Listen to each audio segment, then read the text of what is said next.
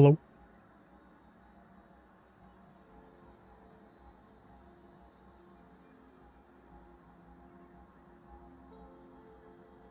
We're gonna not waste any time today, and we're gonna dive right in.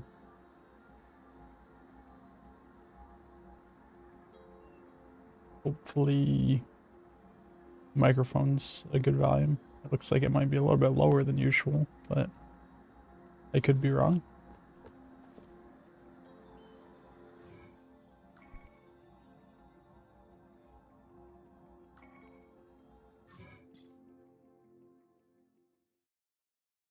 Hey, Fades.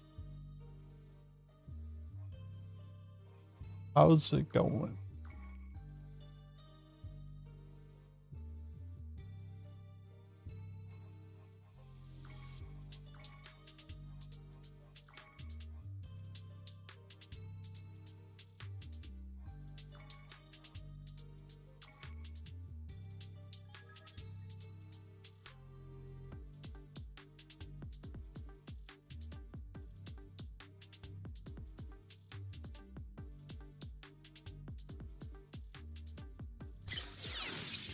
Place that down now.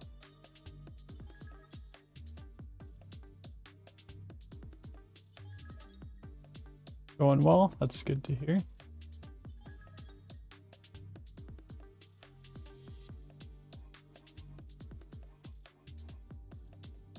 All right.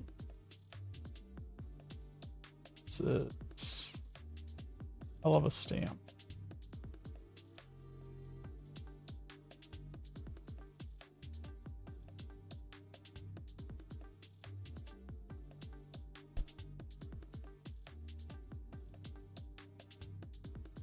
This up some. I'm gonna keep hitting it with my hand.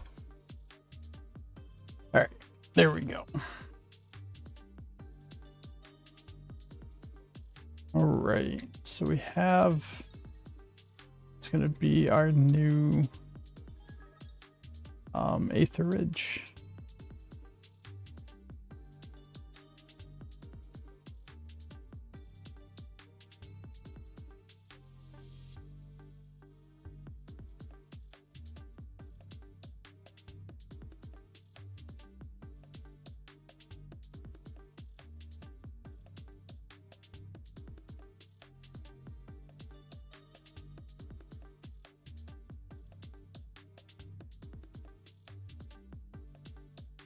So let's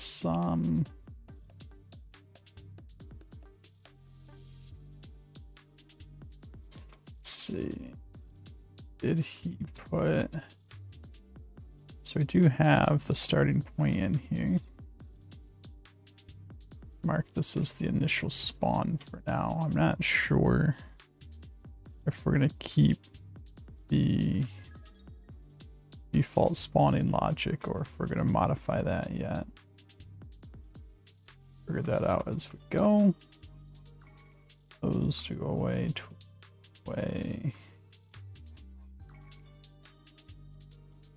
Let's just play it real quick. Make sure everything looks good, everything works right.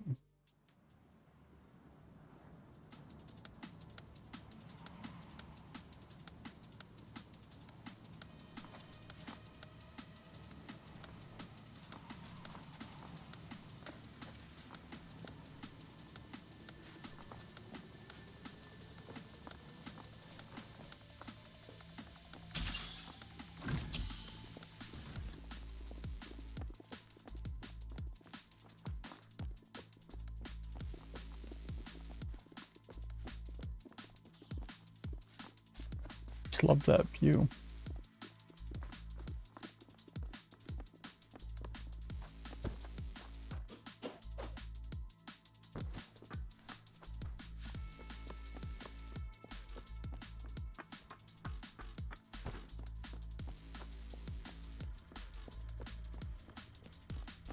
The updated Last Stand Saloon. Little like workshop under here. Saloon is up here.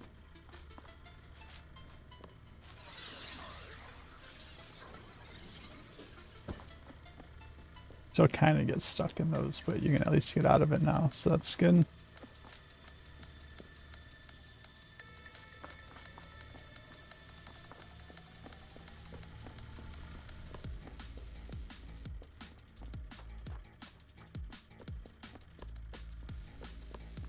All of our fancy mining town equipment.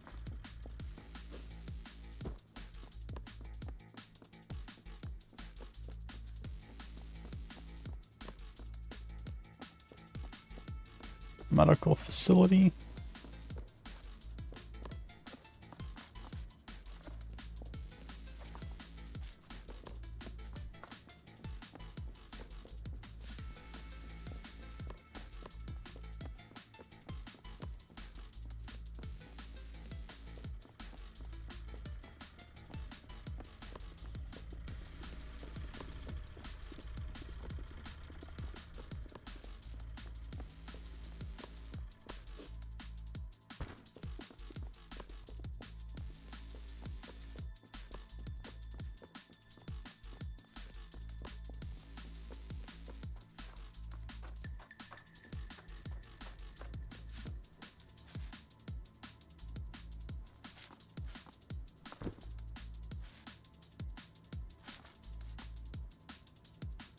And this down here, I don't think it's been finished yet, but that's okay.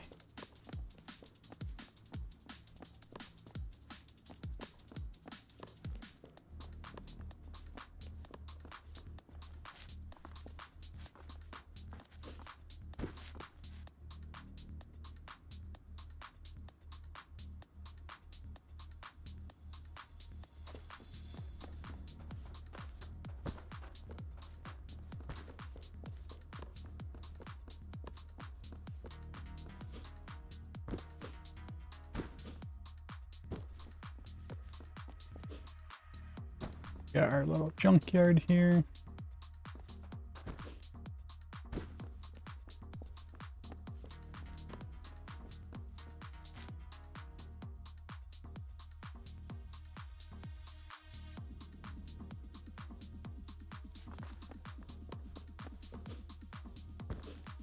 It's looking really good.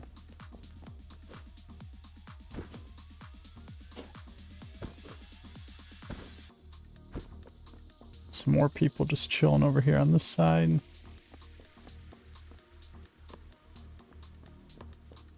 Sneak back here.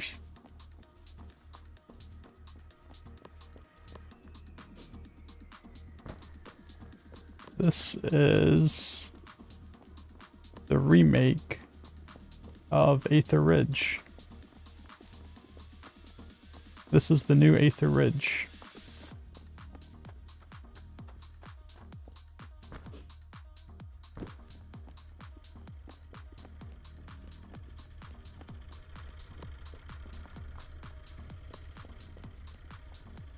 People in town here just hanging out.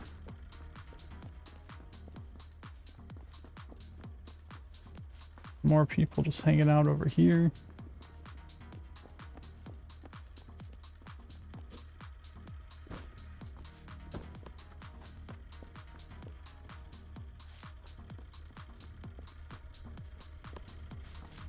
A remake before GTA 6, yeah.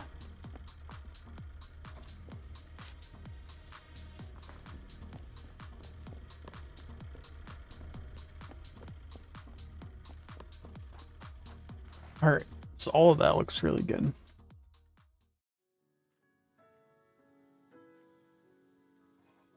Let's,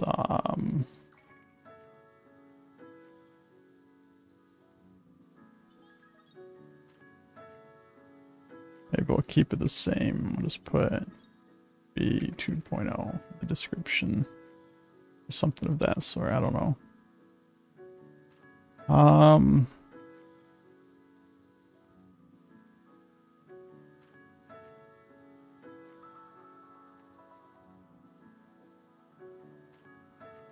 Something like that. We don't want players to join in progress. No loadout. Loadout persists through death. Yeah, it's probably fine.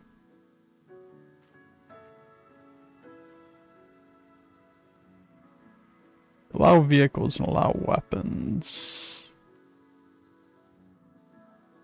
Yeah, I think we gotta leave those checks so we can use them. I think not using the generic loadout. Hey, Magi. Number of players. This is a single player arc. Default time of day.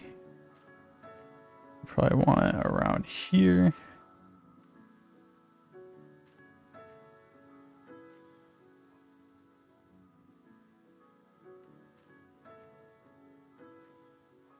Skybox. Space with planets is good.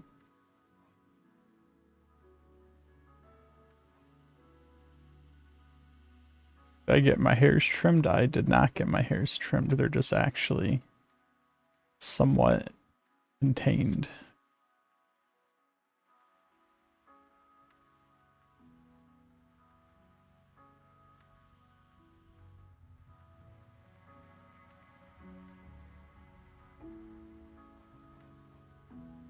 All right, so I think that covers all the default settings here. Just to double check, make sure we don't have weapons or things. No weapons.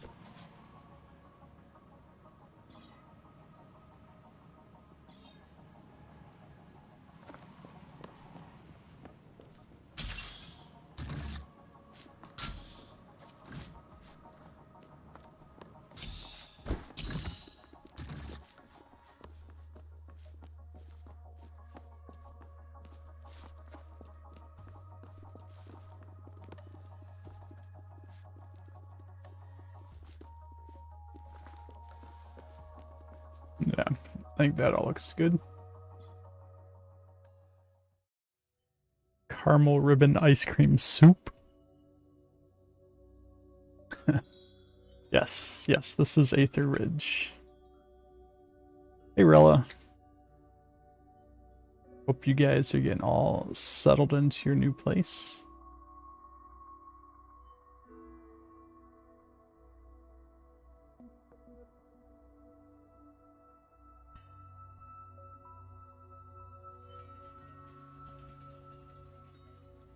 Yeah, it looks really good. I'm very happy with how it's turning out.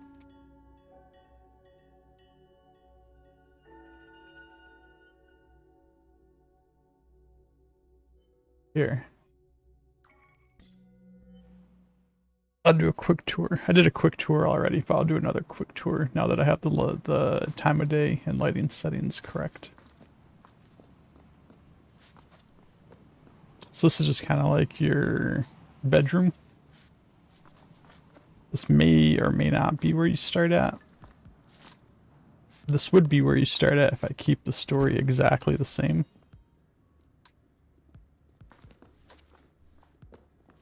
You just have your small little building, small little living quarters. It's like some ramen up here. Leftover salmon that probably shouldn't have been left out on the counter because it's spoiled by now.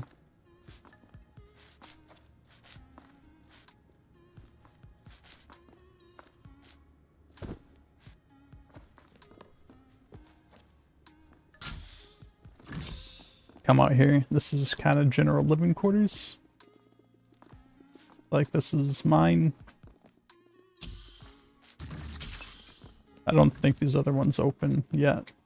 I don't know if they're going to open. I don't necessarily need them to open for the game. But yeah, nothing there yet. Come out here, you get this pretty amazing view.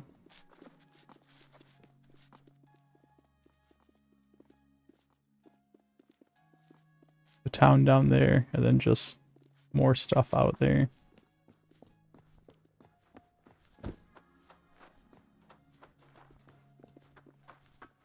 Your little walkway down from the living quarters area to town. Got some random mining equipment just chilling around. We have our last stand saloon, which we'll go to in a second. So you don't get...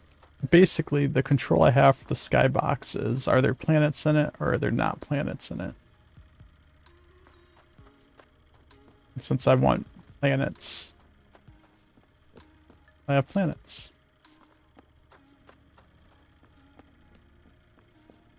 I have like a little workshop over here, which I'm not 100% sure if I'm going to utilize this that much. But if I do want to get into, maybe you have to repair some stuff, or maybe you have to like upgrade some equipment or something, that'll take place in here.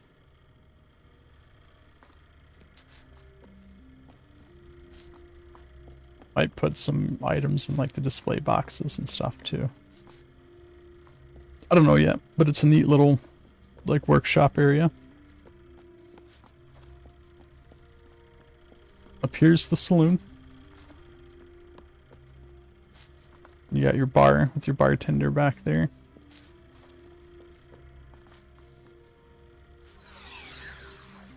All your seating areas. People can come hang out.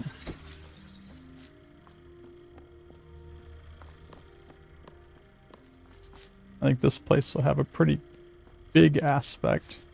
A Crown and Coke coming right up.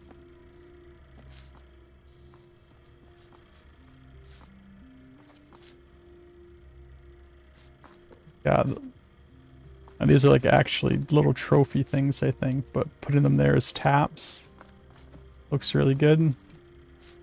I don't even know what that asset is, to be honest. Definitely looks good in here. The lighting up here looks really good.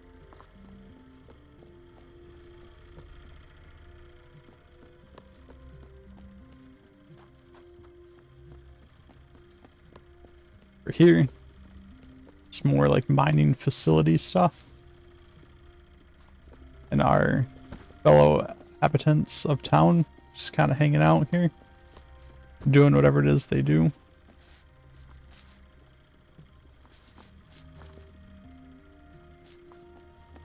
Not 100% sure what this is supposed to be, but I could very well see this being like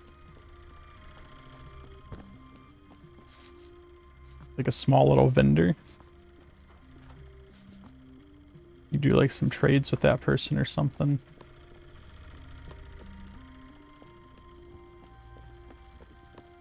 Is there a ceiling on the number of objects? I think the technical answer is there is, but I don't know what it is. Over here we got our like med bay. Some little medical rooms there. And the person running the medical place.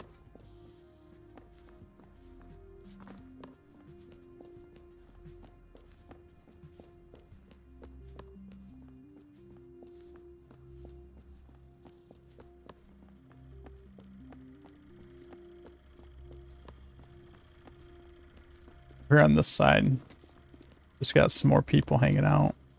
Another little like desk kiosk thing, but nobody here.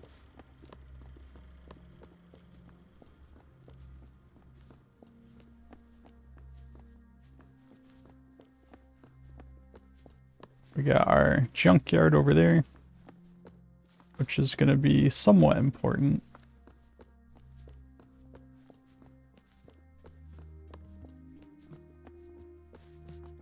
We have the non-functional mine, which is also going to be important for part of the story. And then this part down here is not finished yet. Basically under the map now. So this will be like a small little mine. down here.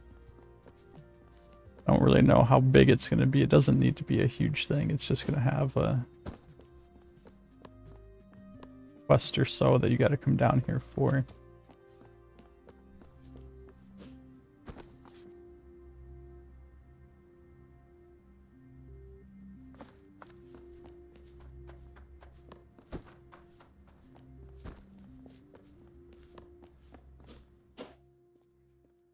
And that's pretty much it.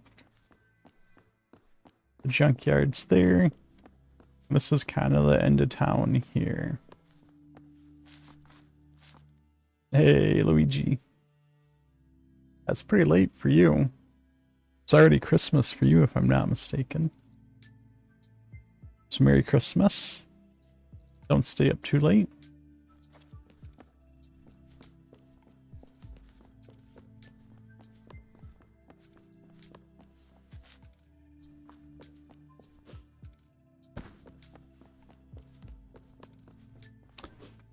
But yeah, that's pretty much it. That's the town. I think at some point... I don't know if it's going to connect to down there somehow, but I do think that's kind of the route to leave town, which is the end of this part of the story, is leaving town.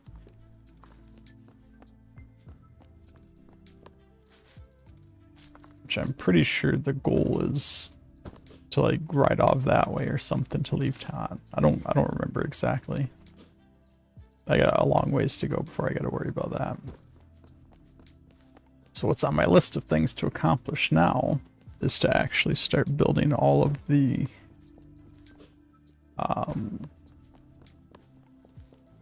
questing stuff.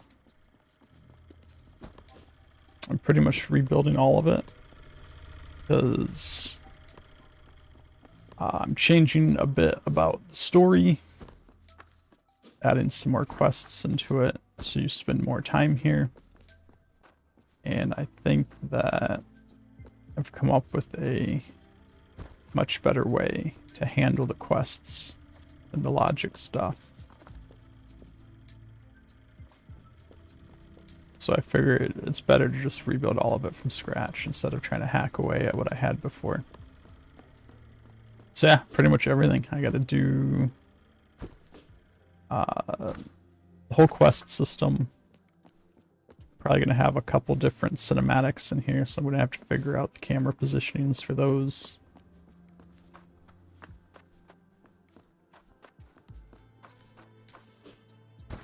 Yeah, it's definitely gonna be a journey. It will be a good journey of building all this stuff out.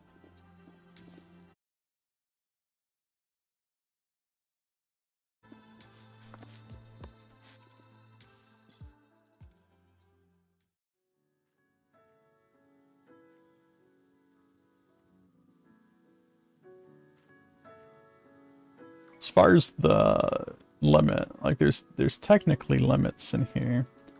So like if I go to static meshes, you know, 100,000 static meshes is the limit. But as you can see, like the lighting is over the limit and it doesn't stop us.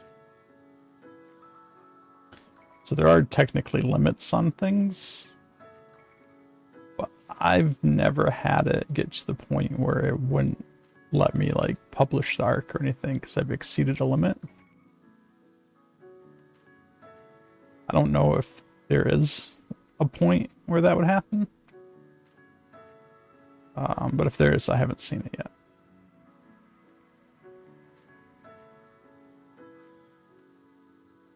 Yeah, when you consider everything that you see here is only 7,500 static meshes, right? Out of the 100,000 that are there or that are available. Like you could fit a lot of stuff into an arc.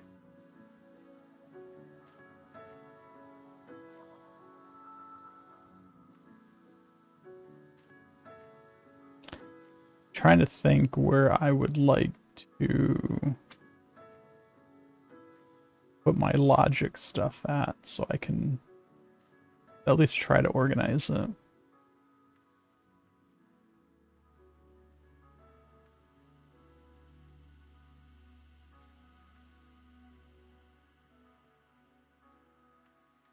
Okay, I might just do it down here for now. So I want to keep the stamp separate. So this TIFO works on all the stuff. I can just update it and it's not tied into any of the other stuff I'm working on. So what I'm going to do now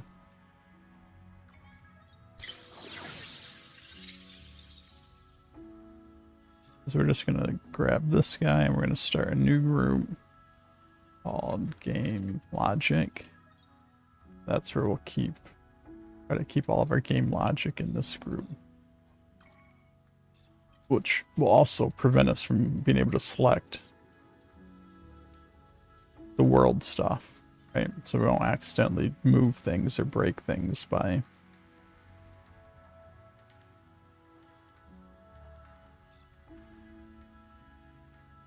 doing anything like that.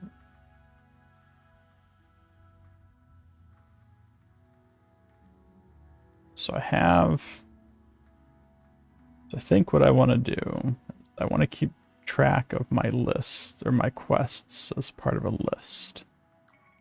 So I want to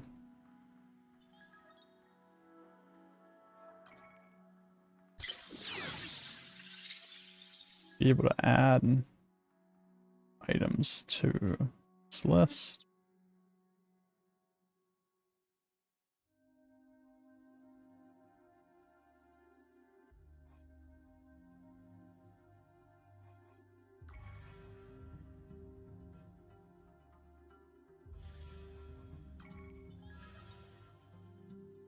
Maybe do things a little crazy here.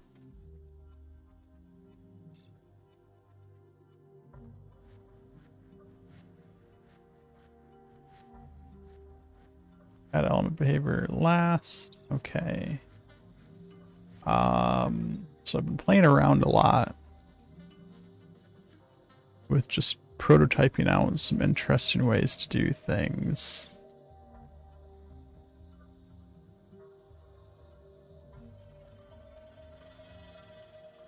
And I've kind of figured out that I can create kind of like reusable functions by using these advanced variables.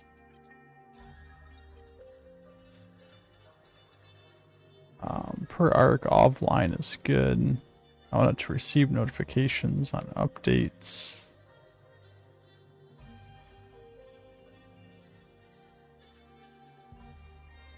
Yeah. So like I can have this thing here. Like just these 3 nodes here. If I want to add a quest, I just have to grab a string, quest name, quest 1, whatever it is. Set it there, update the value. And this, because it receives a notification, should get that updated value and run it through adding it to the list. So I don't have to keep everything tied together. I can just do something like this. And I can either just make a list of all my quests here and tie them into the same one, or I could just duplicate the advanced string as well and send those through. I'm not sure which way I like best yet. I don't think it makes any difference to the game. It might be like 1 or 2 performance difference to have multiple advanced variable nodes in here.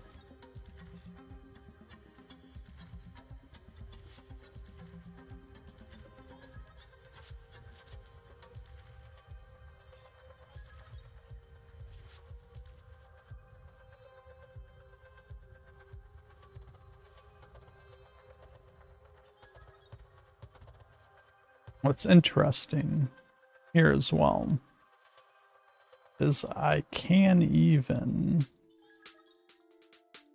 an element add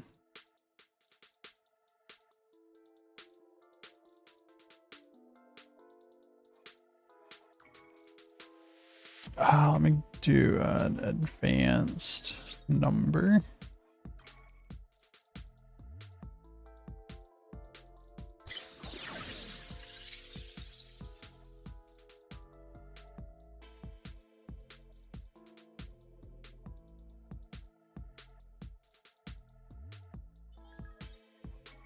I can do is it length? Get list length. So on element add,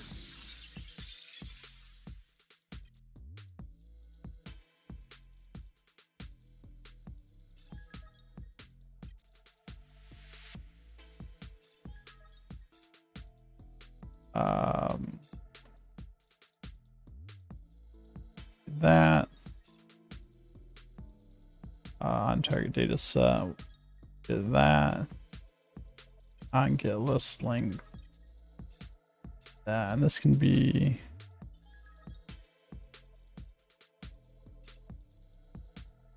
so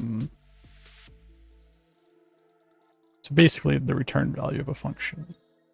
So now I can listen for updates to this after I call this. It's like getting a response out of a function. Now, it's not quite the same.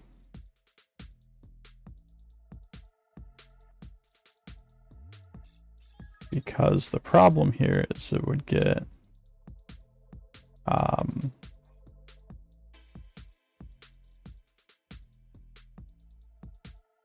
it would be listened to every instance that you have this. So what I've done, or what I've thought about to account for that, I can use these gate nodes. So basically do something like, I'm going to send this string in here. I'm going to open the gate here at the same time that I update this value. Then if I get a response here, I can trigger that, which will then close that gate.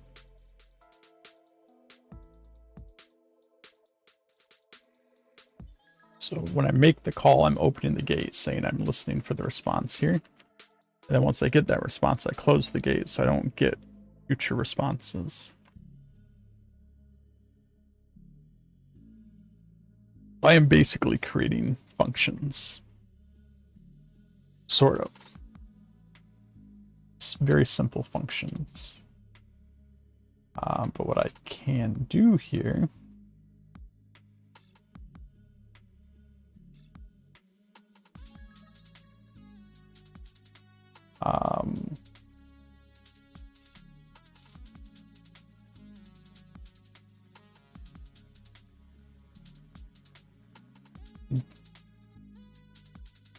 make sure I'm doing this right. Activate this. This will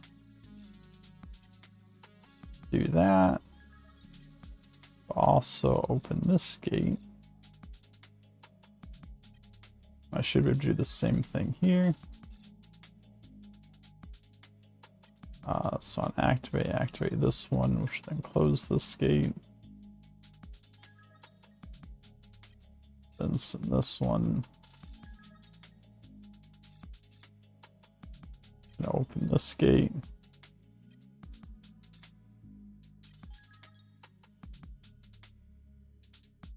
Then activate this one. We'll close this gate.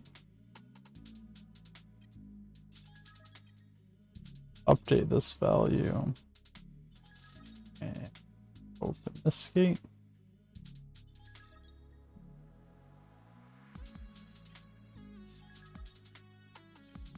We'll activate that one.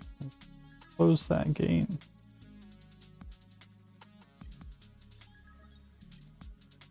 Update that value. And open that gate. And that will Activate that, which will then close this gate. Update that, and then beyond that, I don't care anymore about responses. This works the way that I think it should.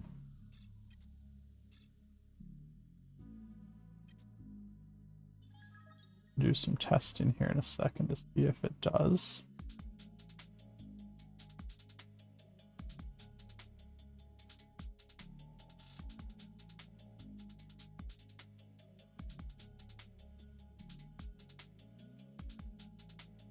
I just need a on start to activate this first one.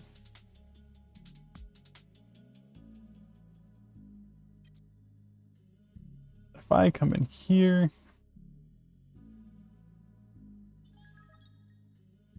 and just add some logs in here, write log, just log what text we're receiving. Then we'll also write a log here. We'll get the length of this list, number to string.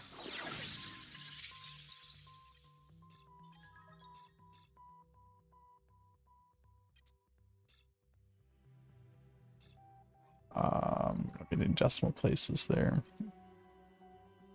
If this is working right, then whatever quests I have defined here for the quest names. 4, 3, 2, 4, 5, 6. Should get all those logged down here. Let's test it. Make sure that that works.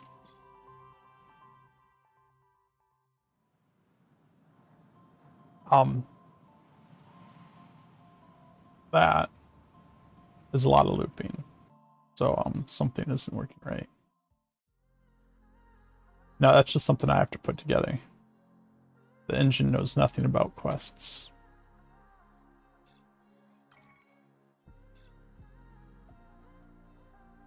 So actually, all of these gates need to be closed by default.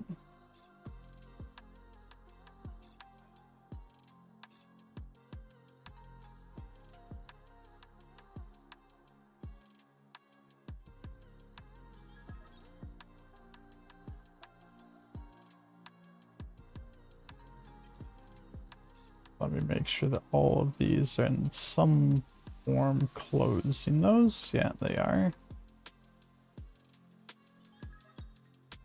Let's try that again. No, it's still infinite looping.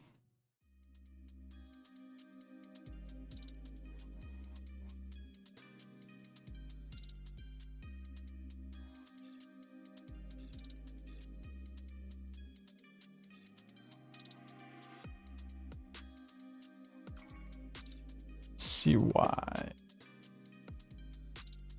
This calls it, opens that.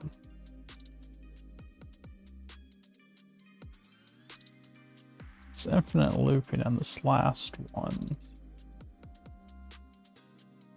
Because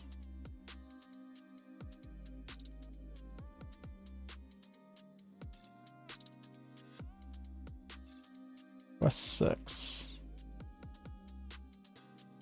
Cause quest 6, it should close this, which means that shouldn't trigger that again.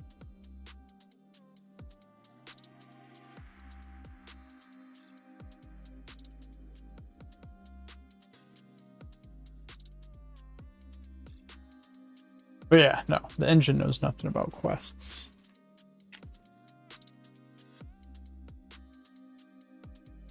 In the old one, I actually just laid out all the different quests as their own strings of logic. I'm going to try to combine that more. Keep the main quests as like just in a list here. And use that list index as the quest ID. And then all the objectives for the quest will be based off that quest ID.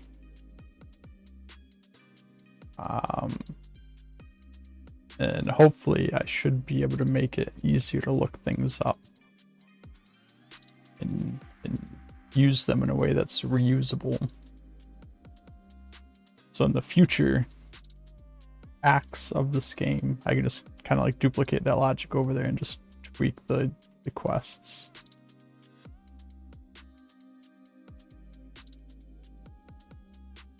Right now I need to figure out, why is this looping?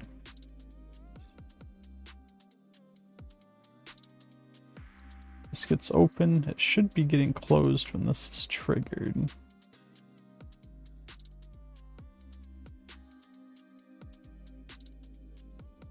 Curious of, I only see 6. So if I just don't ever trigger 6, what happens?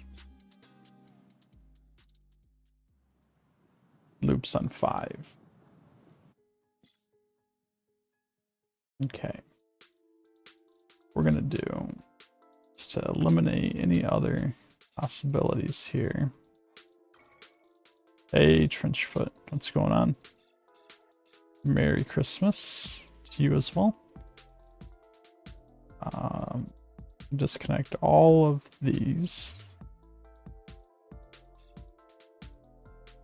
And we're just going to work with these first 2.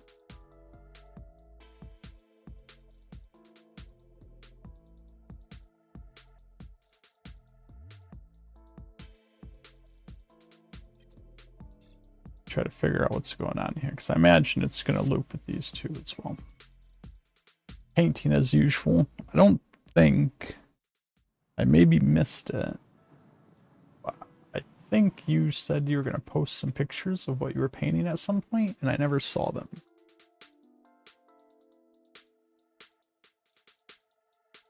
So if you did post them, I missed them.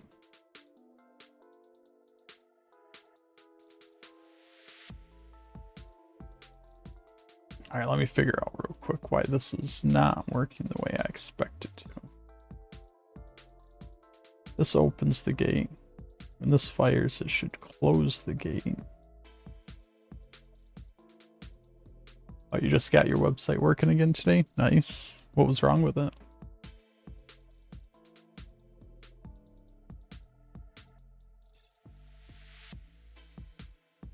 So when this, it should activate that. Activates this, should close this, but maybe that's the part that's not working.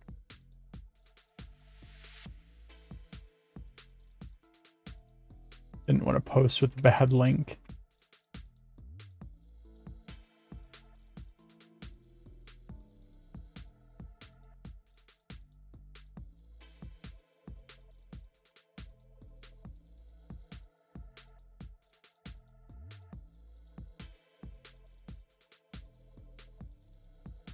So my guess right now is that this isn't closing that.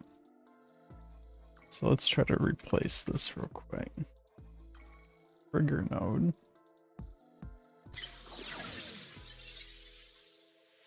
This will do the trigger node, which will update that and close that.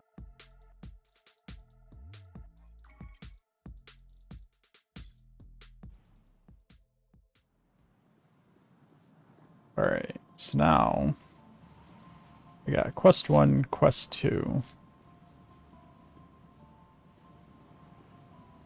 And apparently an empty string. What did we get an empty string for?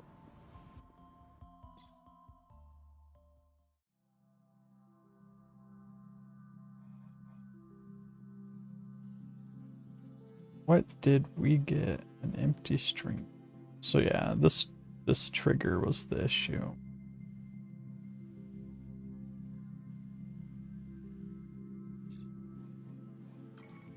So just to be safe, we're going to do that for all of these. This will open, update.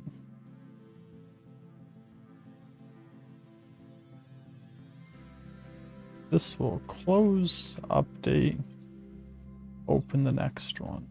Just gonna do everything off the trigger since I know that the trigger.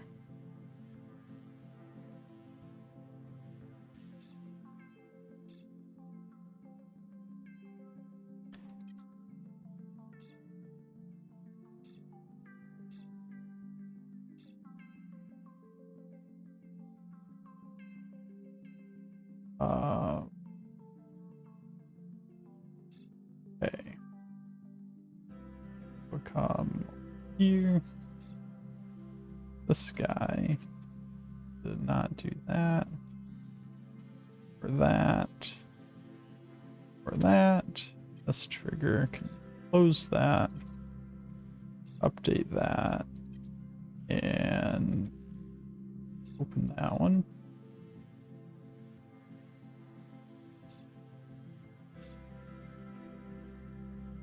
Did I just hook that up to this trigger node? Yeah, I did. That's okay. These over here.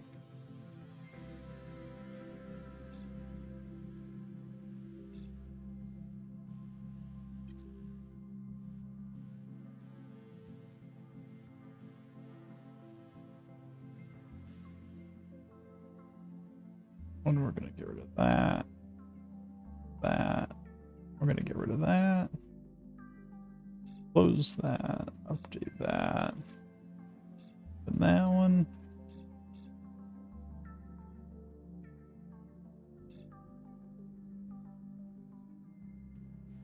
That back over.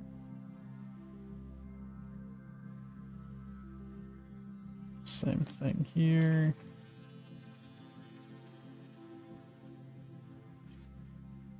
Close that. Update that. Open that one. I'm actually not triggering that from these guys because I didn't do that.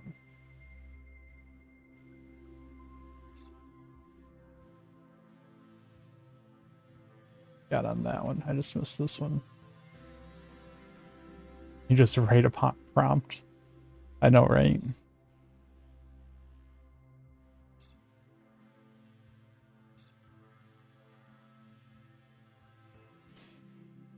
This will do that.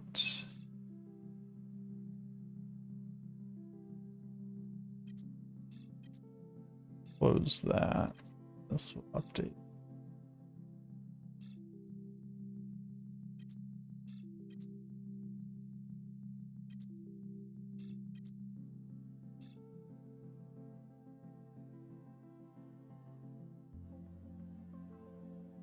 Yeah, I mean, it takes a little bit of just kind of learning the stuff. But once you learn the stuff, once you learn what nodes you have available to you, it's not too bad. It's not. It would definitely be easier to just write code, but I get what they're going for here, and they're trying to make it more approachable to people that don't necessarily have programming backgrounds.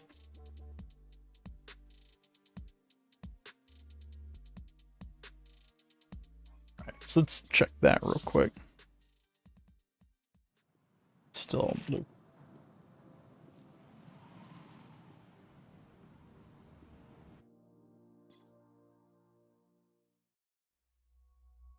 So what did I miss? What did I miss?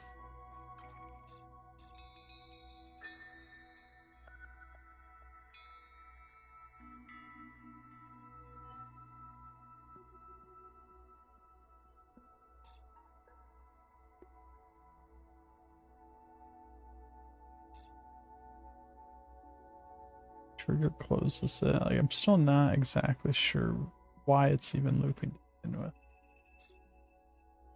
Because it should only ever be able to loop. This gate doesn't get closed, but it should clearly be getting closed.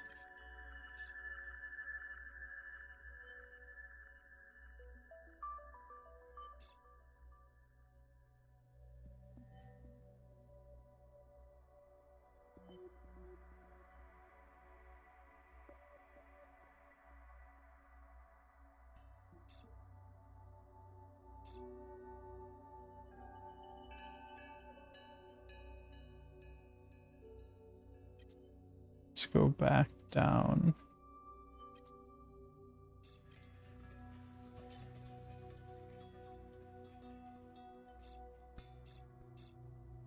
All this here. We are just going to disable all these for now.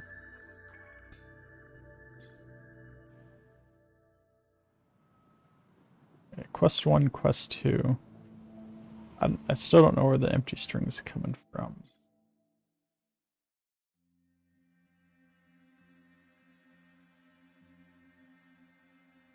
Let's add in quest 3 here.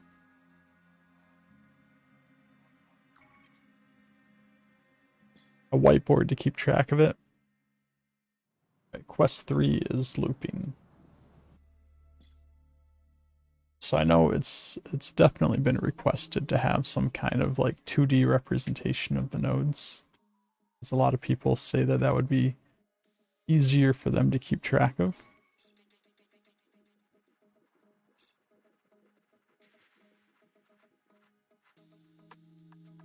So it's possible something like that might happen.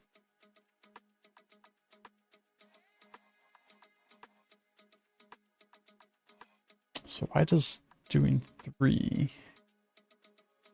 loop, but doing 2 doesn't?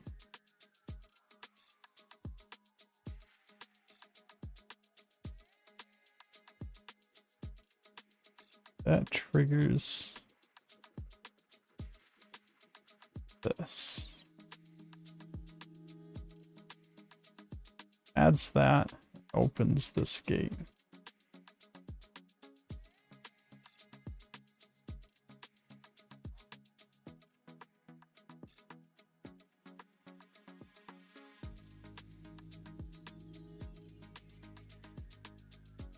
This gets a response and it triggers this. Gate's open, it should activate this.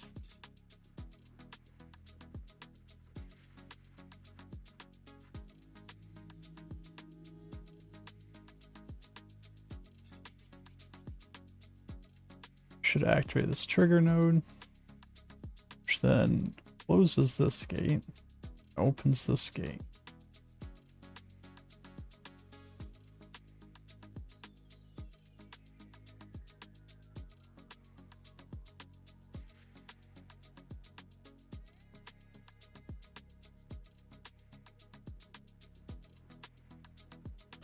Should just be repeating that down the line.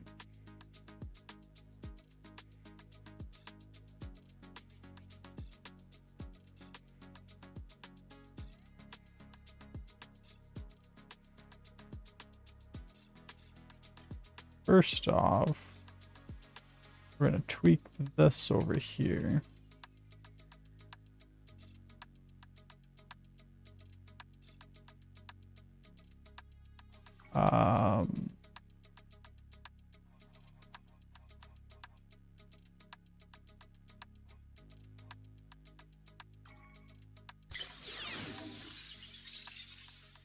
Wondering if I can do this. If the string is just an empty string, I don't want to count that as valid.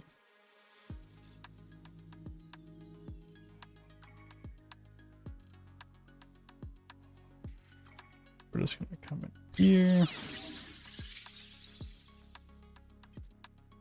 And on false, we'll activate that.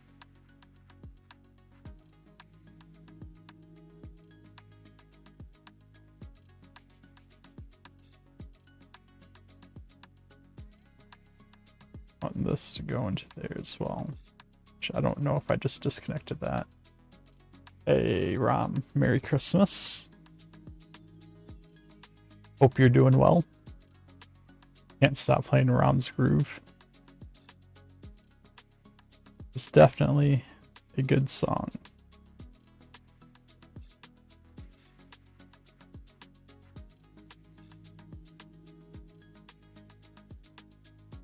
Basically what I'm trying to do here is just,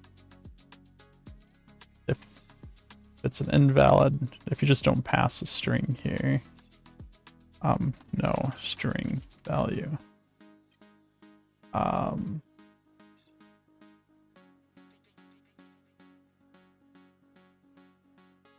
It doesn't add it to the list. So I actually think that these advanced variables do get updated.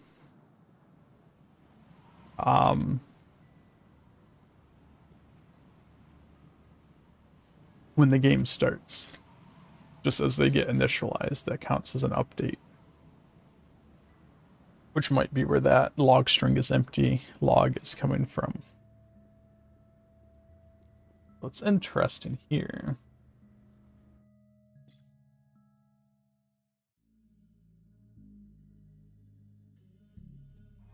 is I got the quest 1 and 2 log, but I didn't get this log for what index number those were.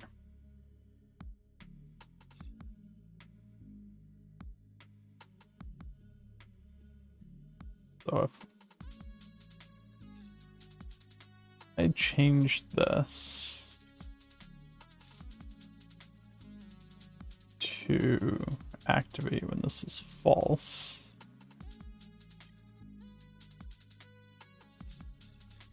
same thing it should be doing here. It's activating that when it's false.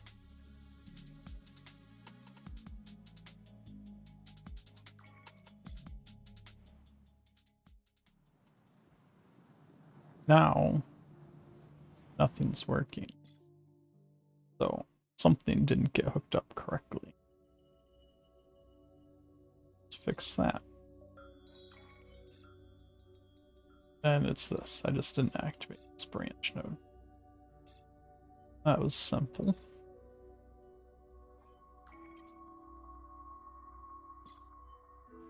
So what are you doing up this late, Rom? It's pretty late for you, isn't it? So now we're back to the infinite looping at quest 3. Still not quite sure why. Let's get rid of quest 3.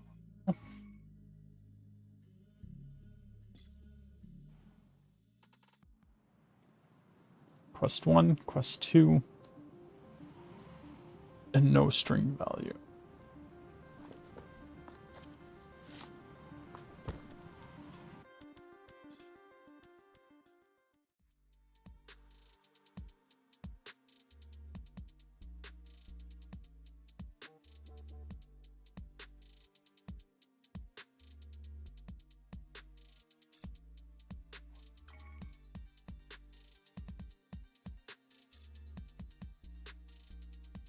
I know these ones aren't looping.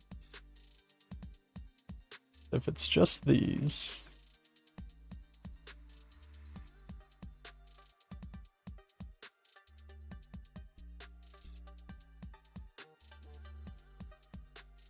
it would loop. When it's just those, it doesn't loop. So why does this one loop?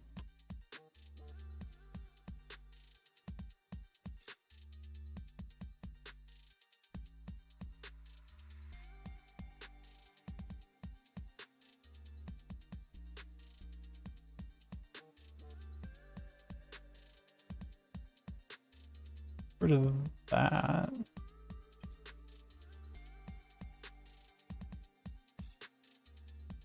That to open that. This should close that, right?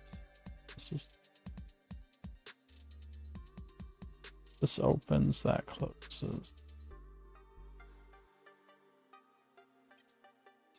Activate this when it's open. It should go through. When it's closed, it's not. Yes, Rom's Groove is a Suno creation.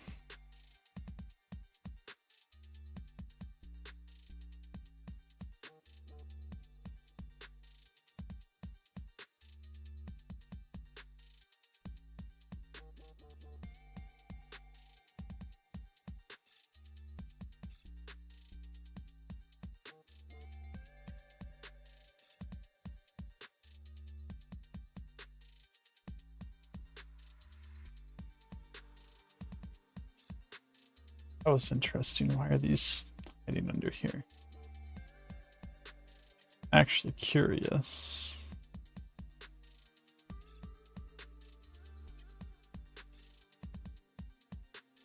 If I separate it, makes any difference?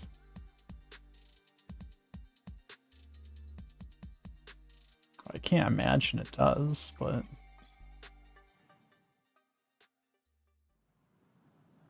yeah, it's still just looping at 3, which doesn't really make any sense. Why it loops on the third one, but not the second one.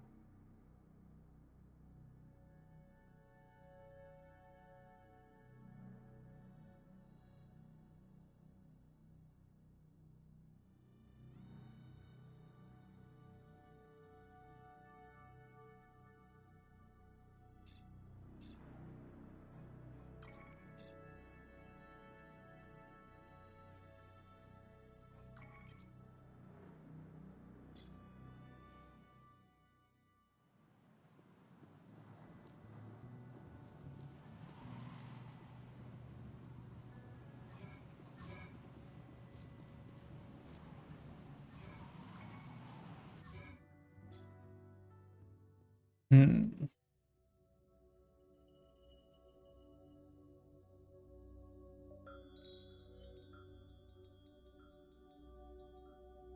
This is going to potentially become problematic.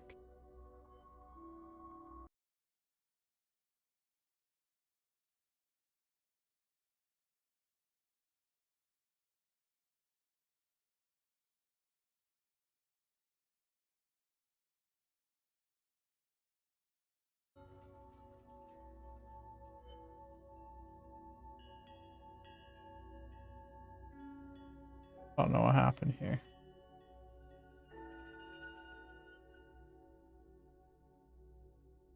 Hopefully we don't lose everything.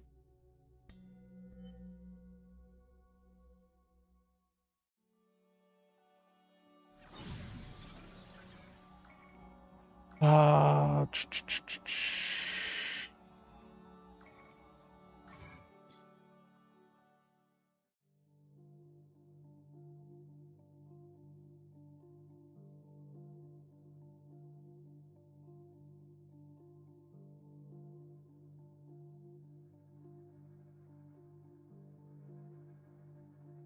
this is interesting.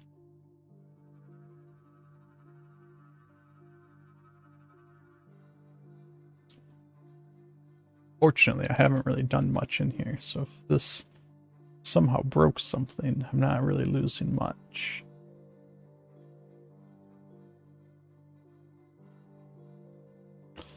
I mean, there's definitely a looping issue going on, but it shouldn't affect building mode.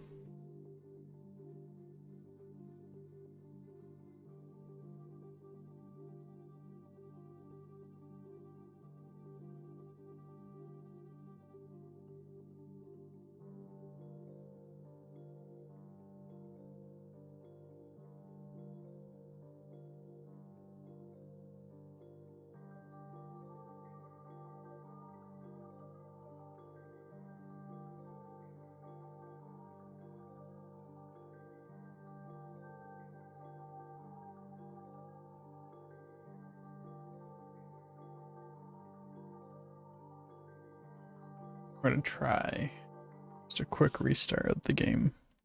Maybe there's some issue going on with that. Let's restart real quick.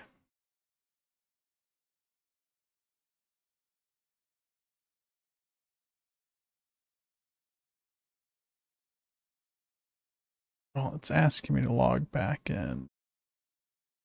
So maybe that's somewhat related.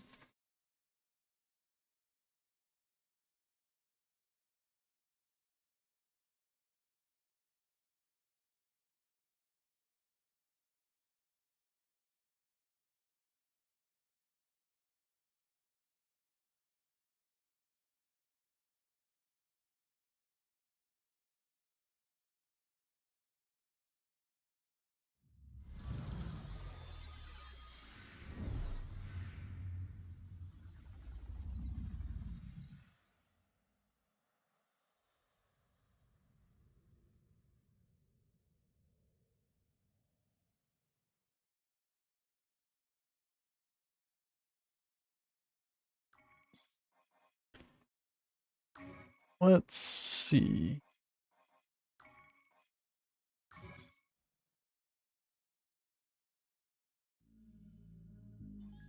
Damn.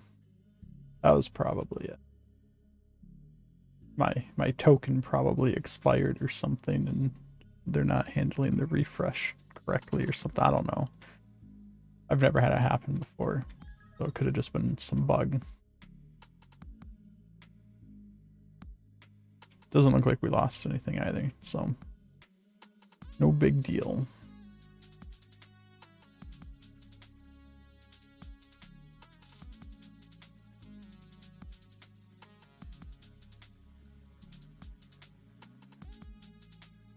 You know, I think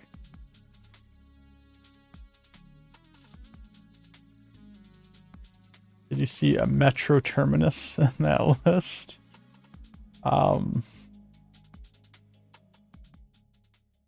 It's possible.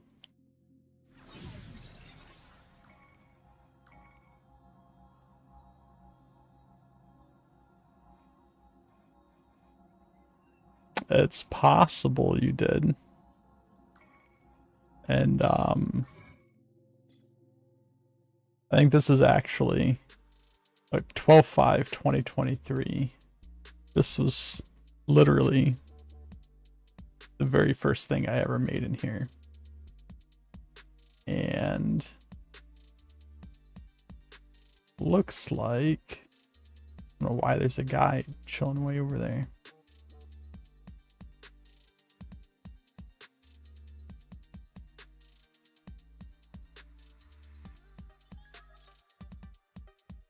It's just a subway station. A place for the subway tracks to go down here.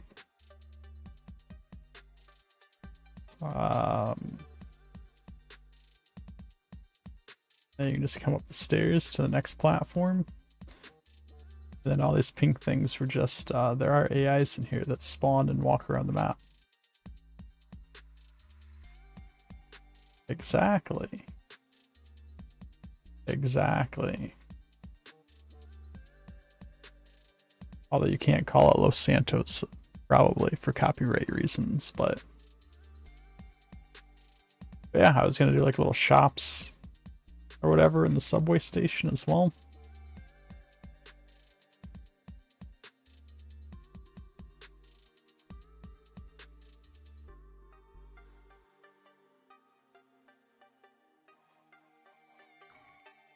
But yeah, I mean, you could build, like, you could probably build, I mean, you look at how much map is available. Like, you could build a whole city and have a whole, like, map for people to RP on. Then you can have portals into other arcs for, like, mini games and whatnot that people can play.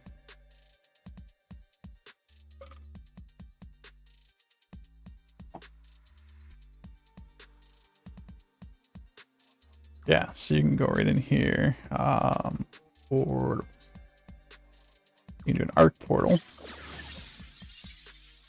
or you can do my arc portal. The arc portal, you have to know the arc ID of the arc you want to send them to, and you can send them to any arc out there as long as you know the arc ID to it. The my arc one, you can just pick a list of your arcs.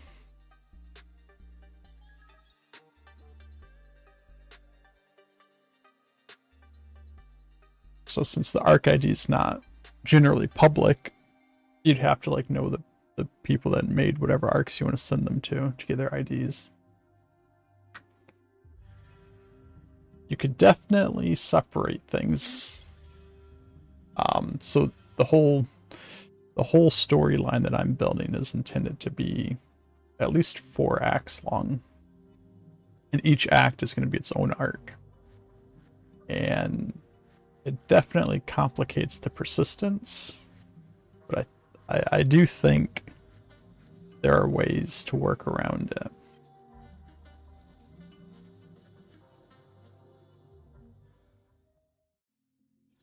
So like one of the things I'm doing here as well is so the actual name of the game is not Aether Ridge. It's Beyond the Dust. So I do have a Beyond the Dust arc as well.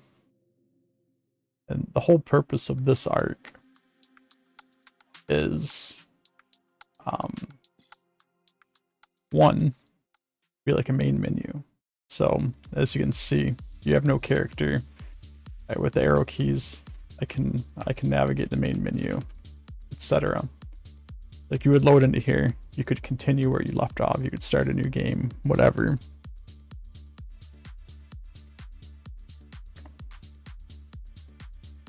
I plan on trying to do as much of the persistence here as I can.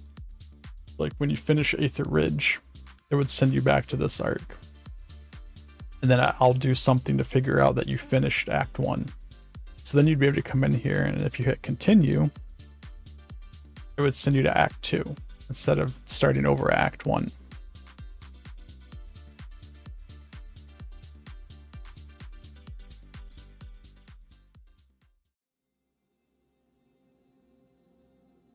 But I'm not really sure what all else I'll be able to do with that, so I haven't really gotten far enough for any of this to matter yet. But then yeah, so like I just have a portal here that goes to Aether Ridge, and when you click on new game, it does some logic here to, like if you click a new game, it's going to wipe out any persistence that you have, so you're basically starting over.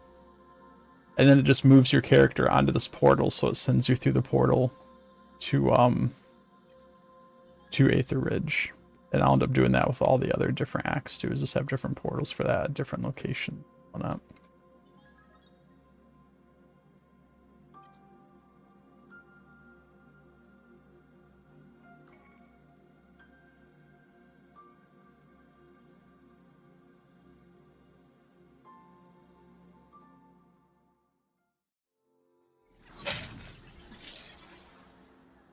I've definitely done a lot.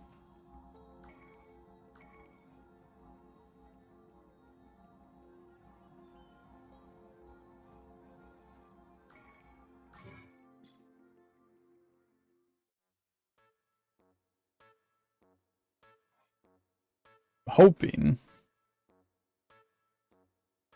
that I can get all of this quest stuff going and at least get a somewhat like playable demo of this soon-ish, a couple weeks or so. If I can do that, this is going to be probably one of the most detailed and completed arcs out there, at least that I've seen, that aren't just I guess I don't want to knock on other people's work, but a lot of people do just make like jumping puzzles, which I get a lot of work goes into making the jumping puzzles, but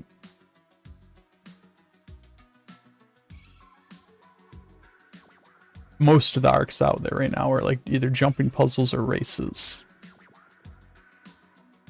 I think there's only a handful of people that I've seen work on more unique things. I think that's what's more interesting to me, is seeing the unique things that other people come up with.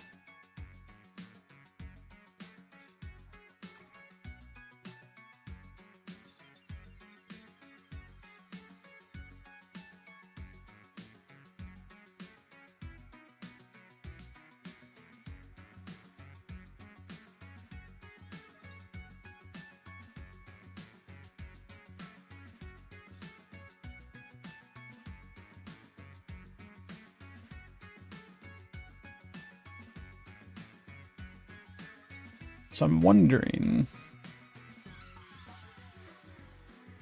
with these, wonder if things are just happening too quickly.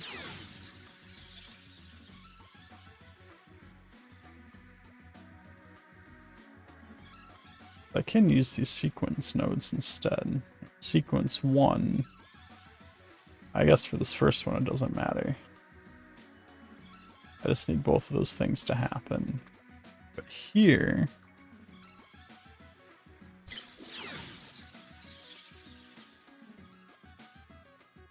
sequence 1 closes that, sequence 2 opens that and updates that. And this triggers the sequence node. Then that guarantees this is closed before this gets activated.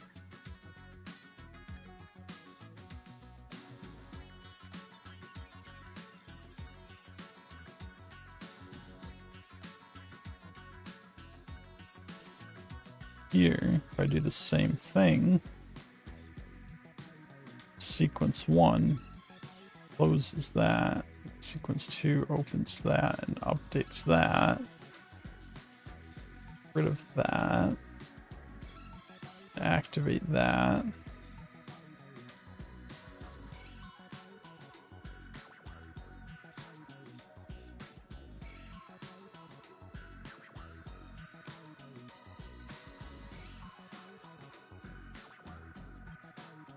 I'm just going to keep this off of the 1 here.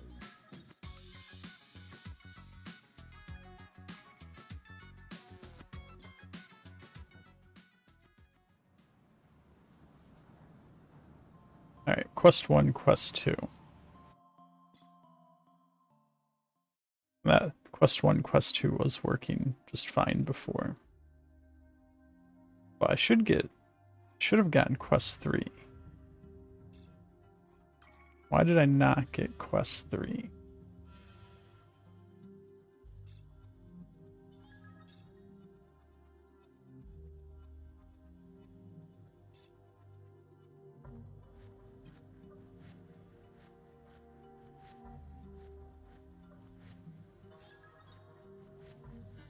Why did I not get quest 3?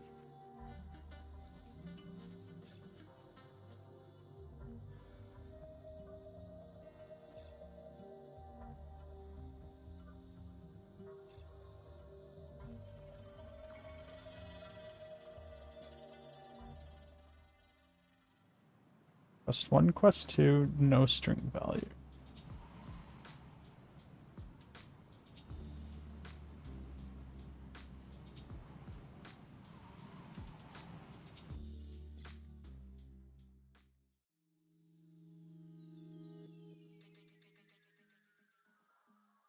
So on the bright side, we're not looping.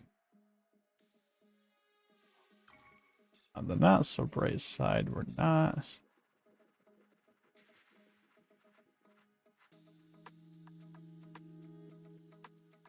Getting past quest 3.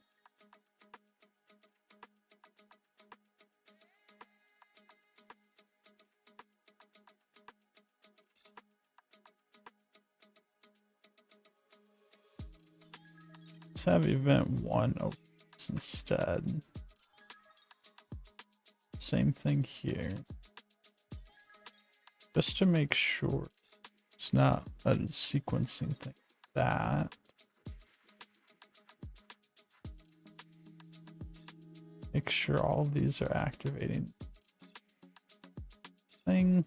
This is quest 3.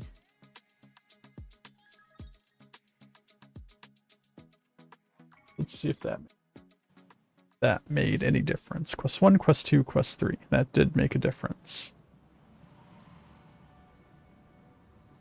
And it's not looping. That's good. Let's just repeat this all the way down.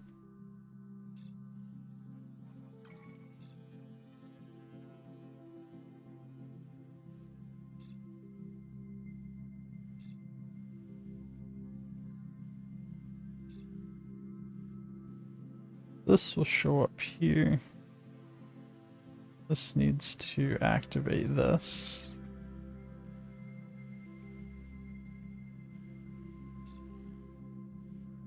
Then I need another sequence node here. This to activate event 1. Close that. Event 1. Open that. Then event 2. Update that. This guy goes away.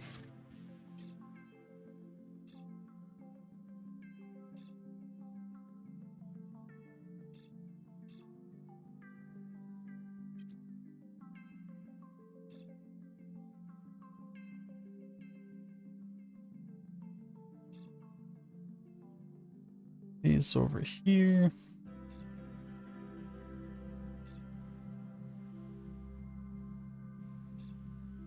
These aren't lined up, I'm not sure. That sequence node here, event 1 closes that, opens that, event 2 updates that, this guy activates that, that trigger goes away.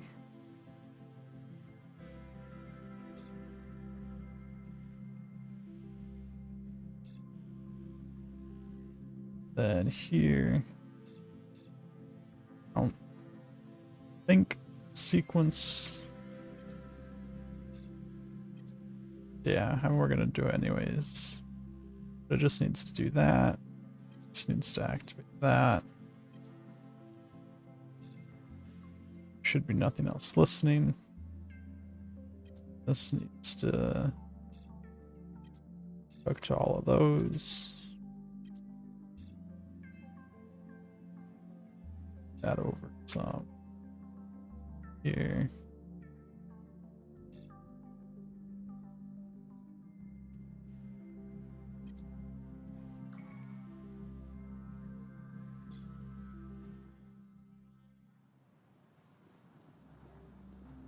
And there we go. Quest 1, 2, 3, 4, 5, 6, and then nothing else. It's not looping.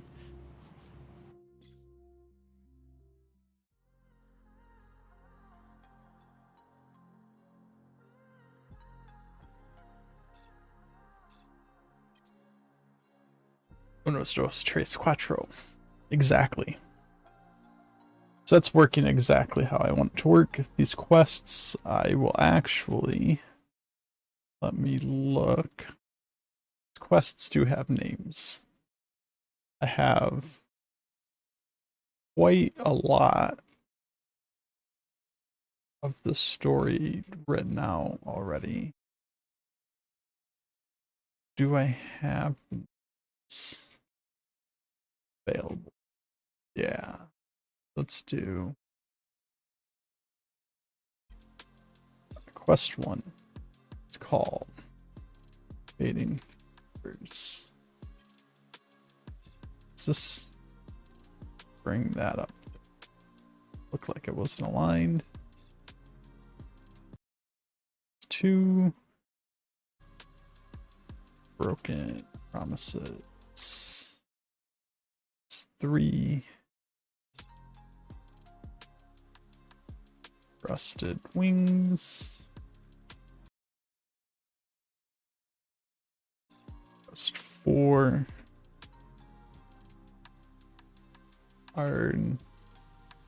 Argants. Quest 5 that collector. Quest 6 is the last obstacle.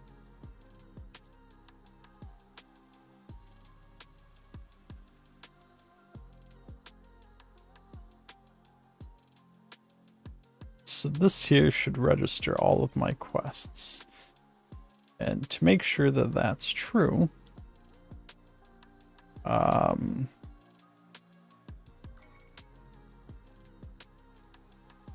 clear out my... I guess I probably could have just hit load. We're gonna do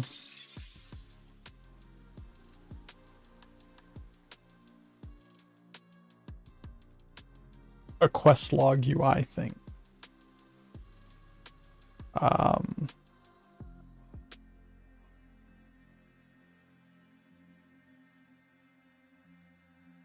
We're gonna make this black, like 80% opacity.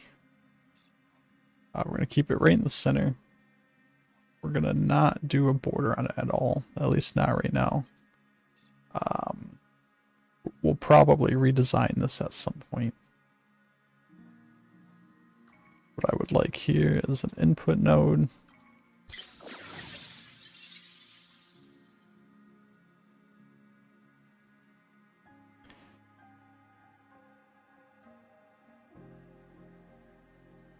And I would like to... two different trigger nodes here. One of these is going to show, one of these is going to hide. This will be... I don't like that they don't give us all of the available keys on the keyboard. I don't know. I can put this on Q, but I think Q is used for something already. So that might be annoying. I'd like to put it on J, but J is not an option here for like journal.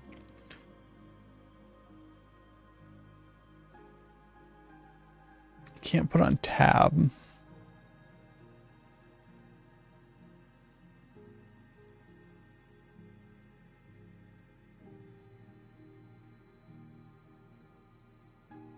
So yeah, we're just gonna leave it on Q for right now. And we're gonna simply do a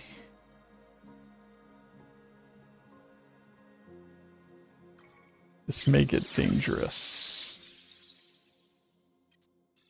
A flip-flop node. Press Q, it's gonna activate the flip-flop on flip. No, on flip, show, flop, hide.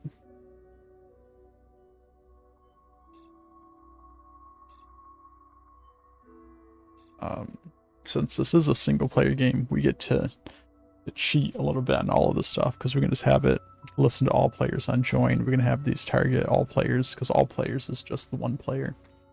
So it makes doing this stuff a little bit easier.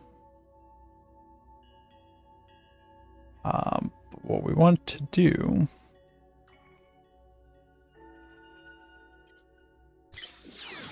I want to get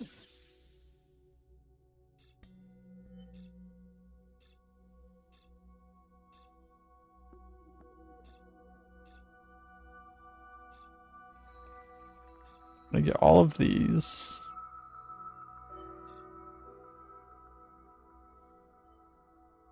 And one of the things I want to add over here is if I add a advanced number,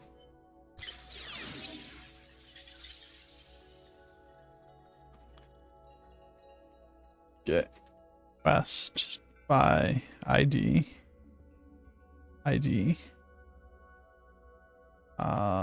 Here I should be able to do get list element by index.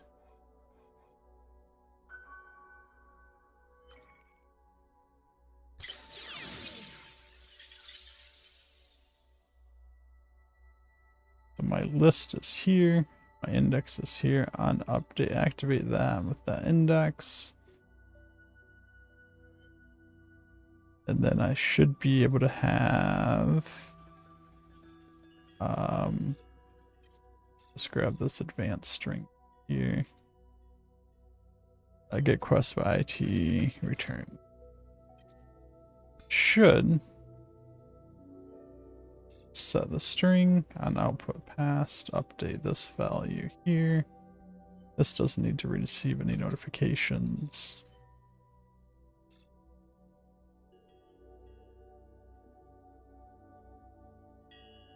This does need to receive notifications.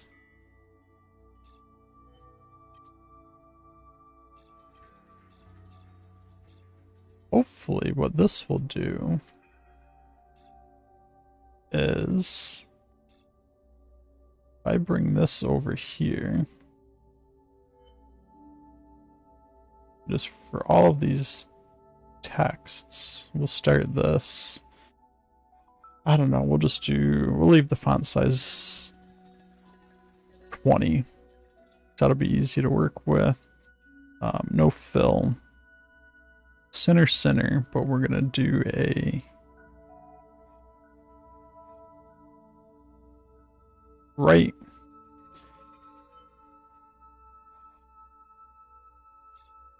Let's change this draw order there before I forget. We're gonna do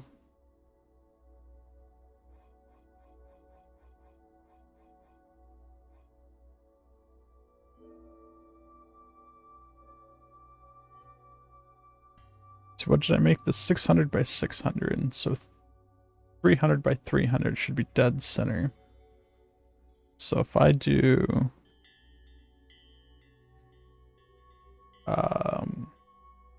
200, 150,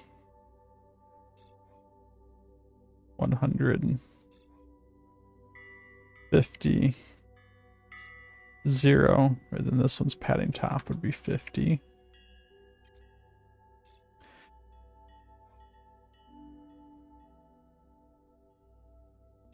Let's just make all of these none.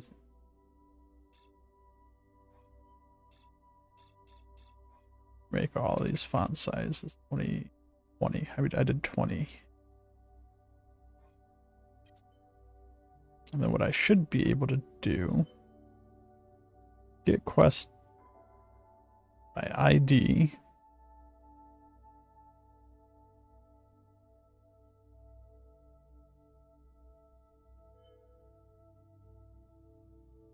Then quest here.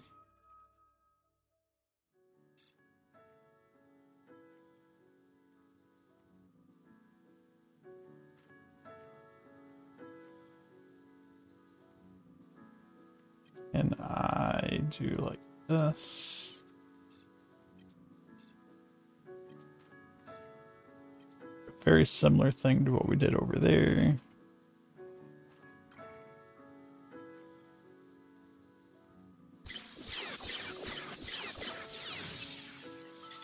On update, we're going to activate each of these gates. Each of these gates will update appropriate UI element.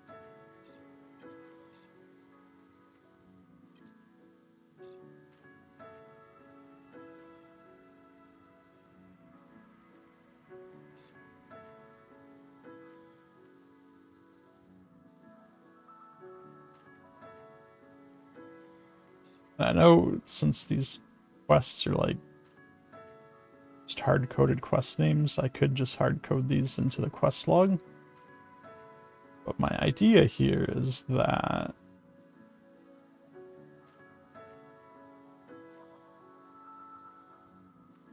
if I do it this way,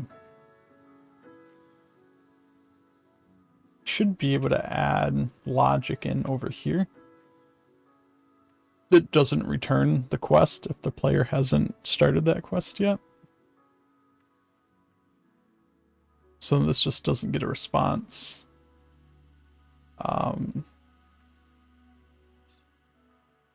Which means the UI will only show quests that are available to the user, but then I don't have to keep track of that in multiple places. I can do all of the quest tracking in here, and all of these functions that I create will just take that into account.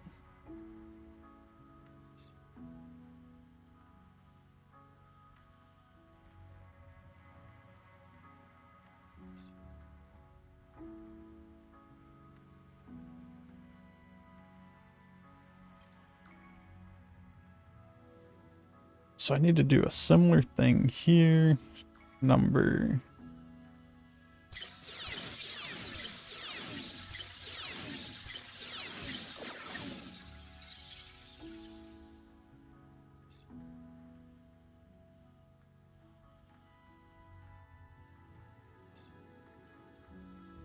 Then the quest log.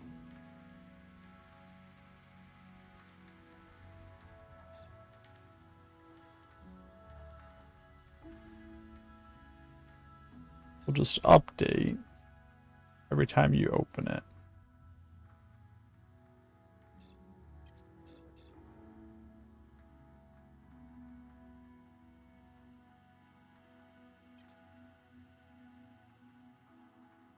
And then we did the sequence nodes over there, so we're going to do the same thing here. We're probably going to end up doing subgroups. Right now we just have this big game logic group, but we'll probably end up subgrouping a lot of this stuff off. shortly.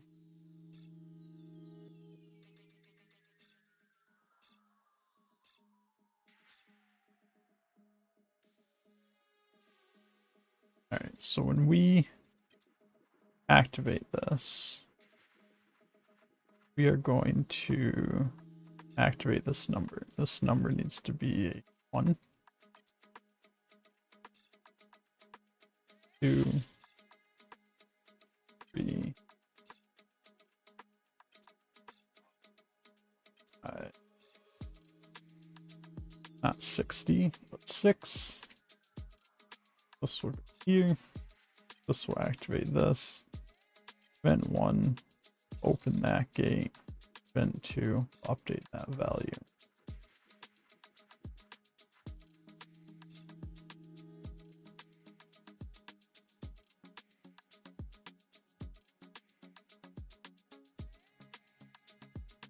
Gate. We'll update that text. Also activate the next item. Next item here is to activate that. Your output there, and event 1 here, going to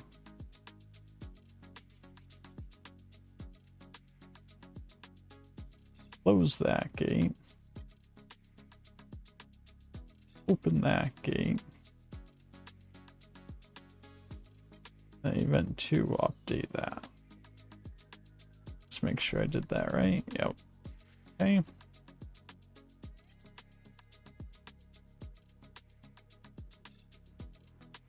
Then here.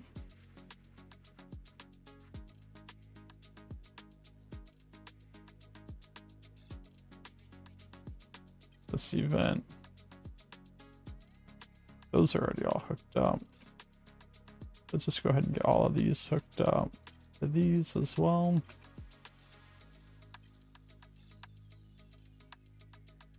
Go ahead and get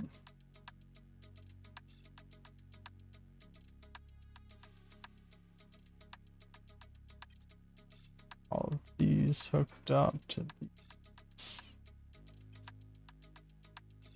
This is the easy part. I know that event 2 for all of these.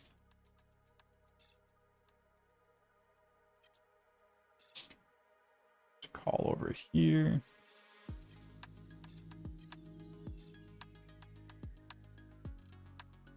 All of these connected in here.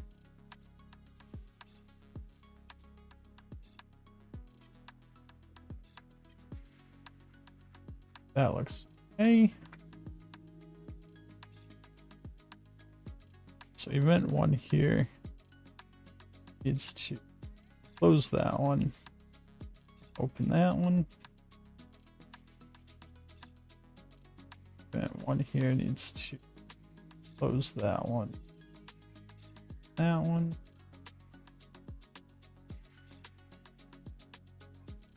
Event 1 here needs to close that one, open that one.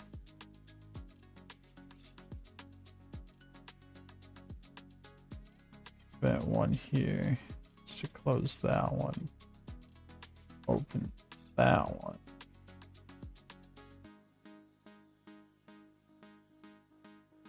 Then, did I do this over here?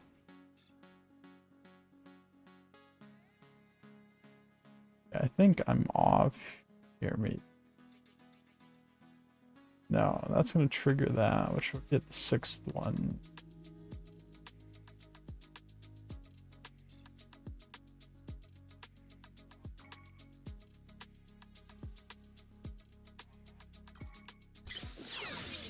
This will just activate to close itself.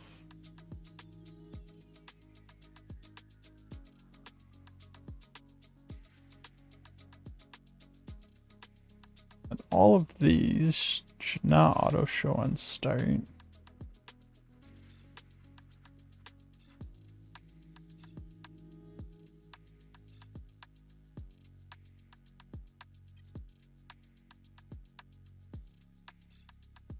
but we're gonna show them all this trigger.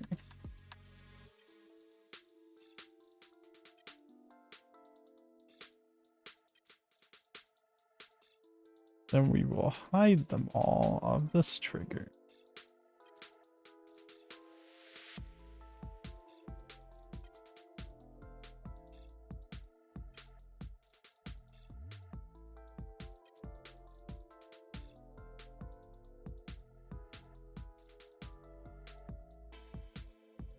So I guess let's see if that looks remotely correct.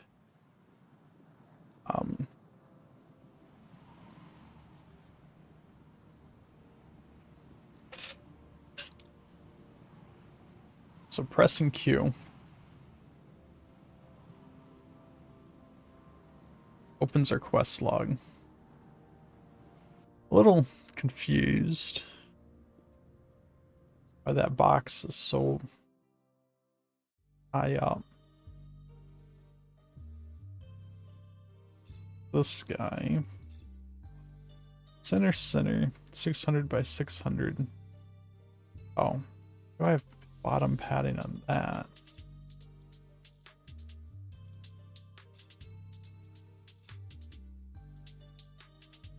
$200. Must have changed that by mistake. Alright. That's working. This doesn't need auto show and start.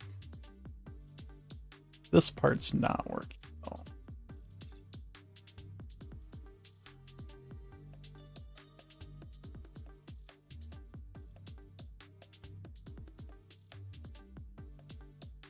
So let's put a little bit of logging around here. This is receiving notifications, so it should get that ID.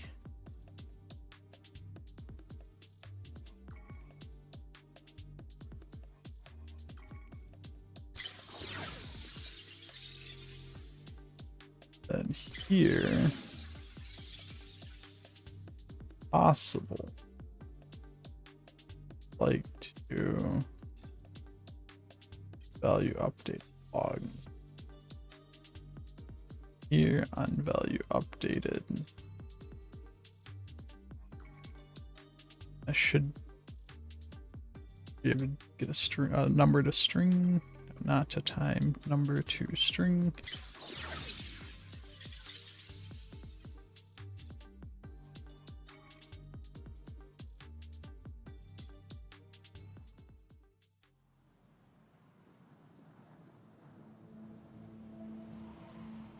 Did get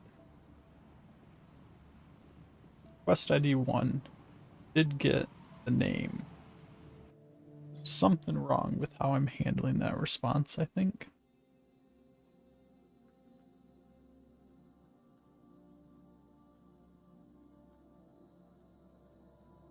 That would be this.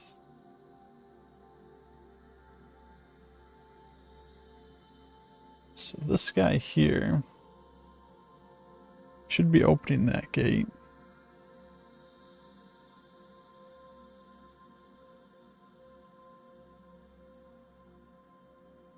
Right?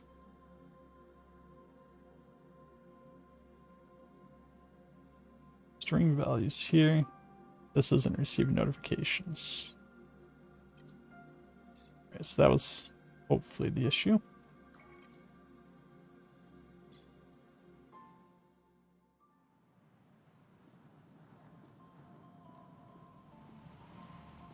Update all of them.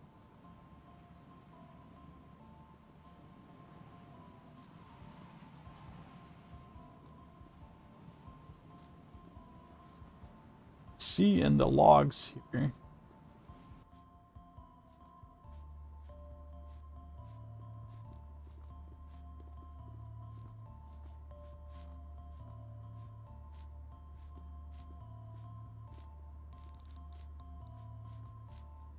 I did it update all of them.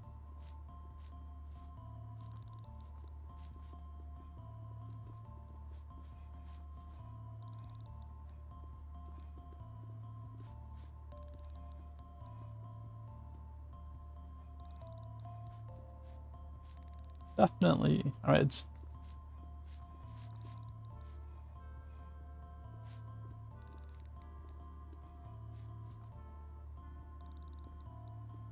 doing what I telling it to do, but I guess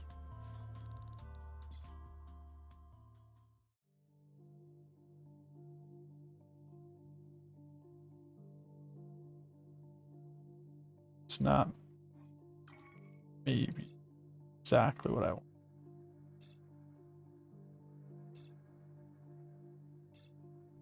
I think what we have to do to accommodate that, since it's just setting all of the string values here, need an intermediary string value.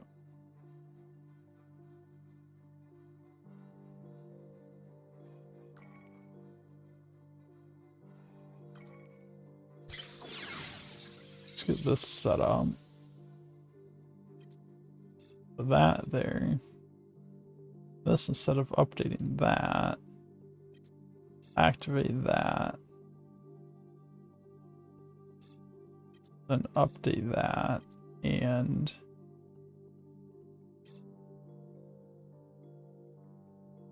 trigger that.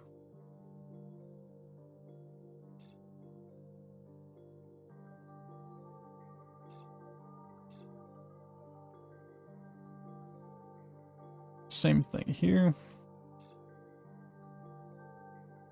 This will activate that.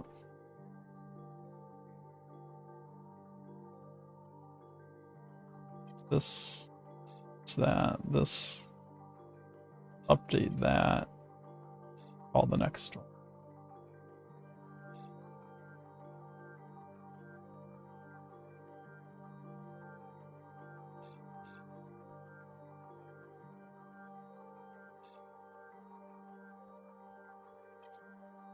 Activates that. To there. To there. To there. Yeah, that going there. It's to come here. All of the place.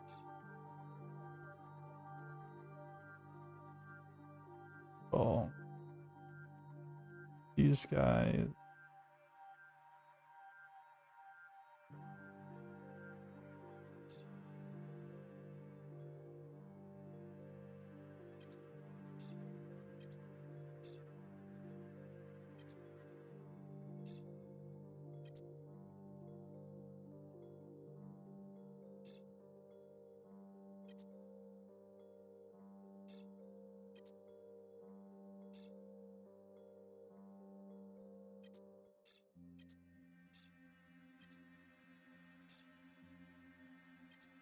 Should just activate ring.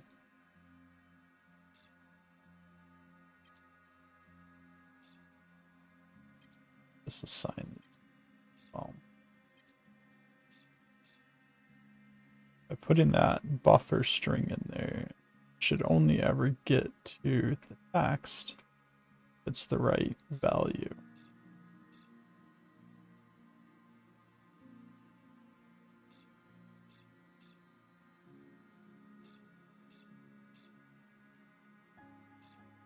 Let's crunch all the stuff up to get better.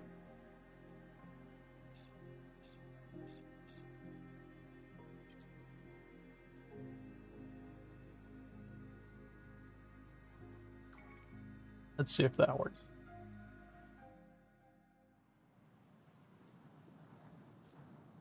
It does. Now I get buffer. I hardly know her.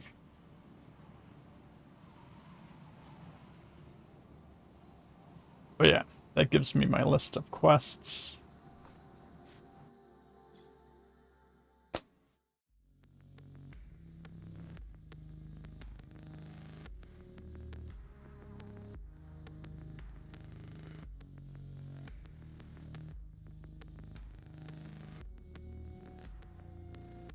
That gives me a simple little quest log that I can just build on as we go.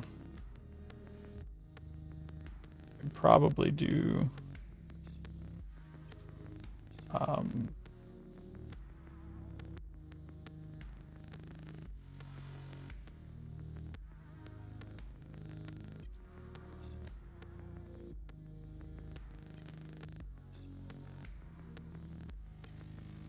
all that, and so I like to scrunch all of this up so it doesn't look as bad with all the spaghetti in there.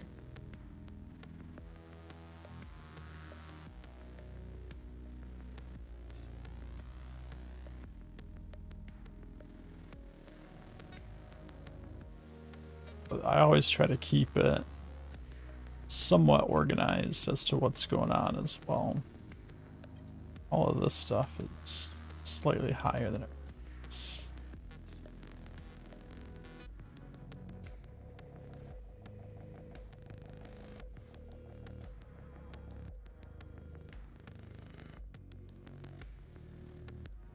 I try to keep it organized. Like the general flow of how the logic's working stays the same shape. But then just scrunched all together.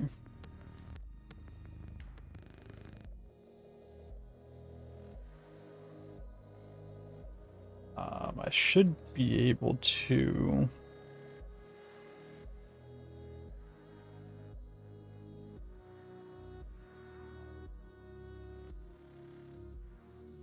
I'm gonna try something here.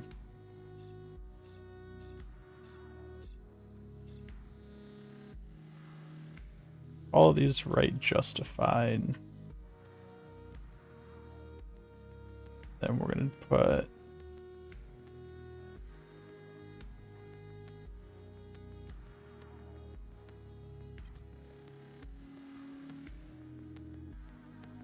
and I'll take the puppers. Alright, have a good walk. Hopefully the puppers does well.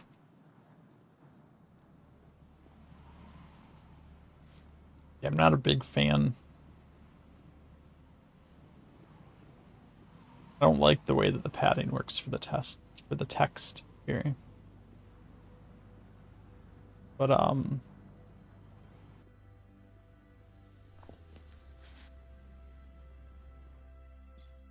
we're gonna work with what we got for right now.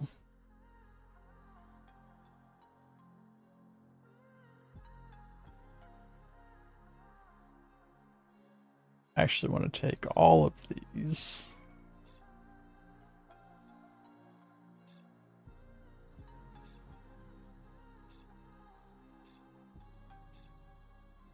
Rid of this word text on them.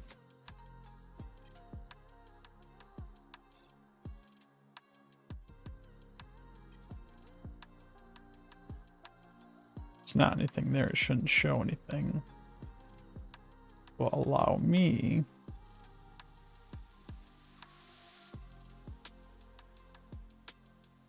put additional logic over here. Get rid of these logs. I don't need them anymore. I know this is working.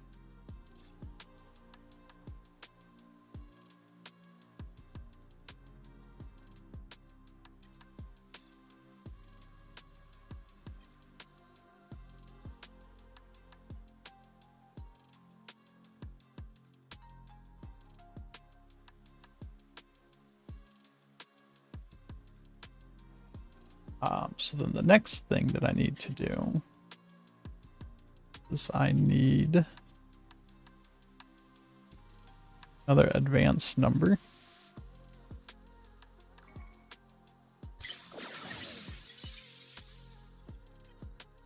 This will be start quest ID.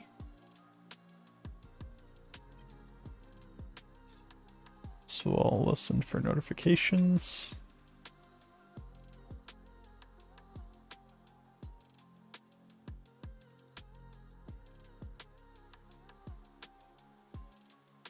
I will need a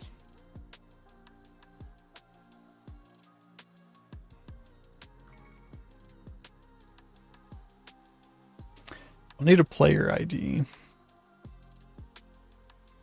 since I can store an advanced player ID, I think we're just going to do something simple like this with current player ID. This is going to be per arc. And then just join, on player join.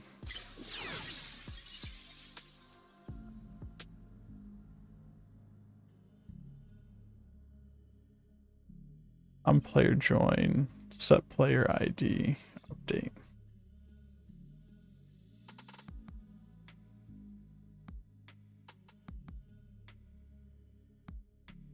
Should mean start quest ID.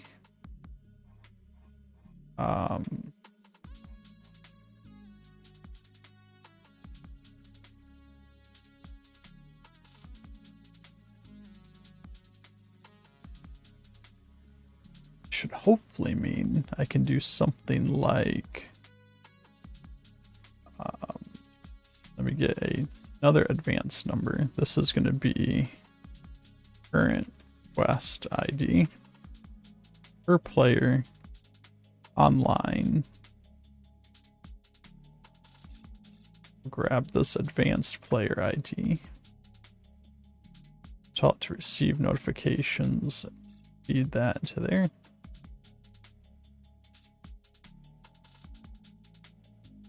And then we're gonna test if this works in a little bit. But what this should do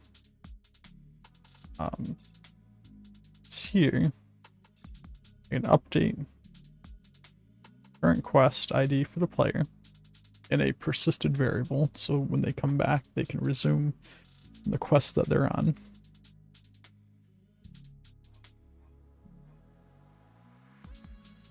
And then what I would also like to do is trigger an event.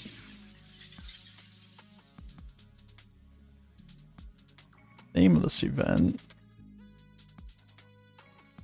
is going to be start quest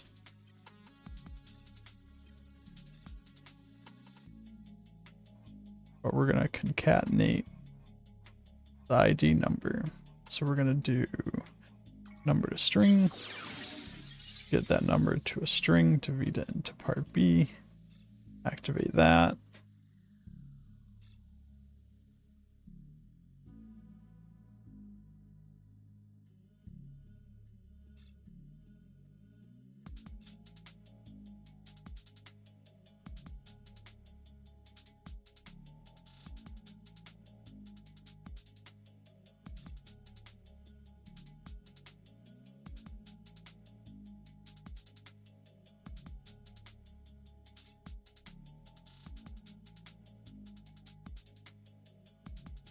And we're going to also do something over here on player join.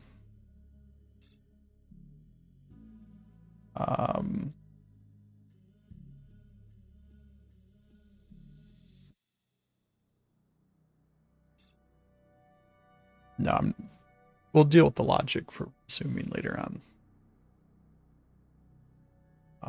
Right now I just want to be able to store those values so I have them, and I'll worry about resuming later on. I want to have this event.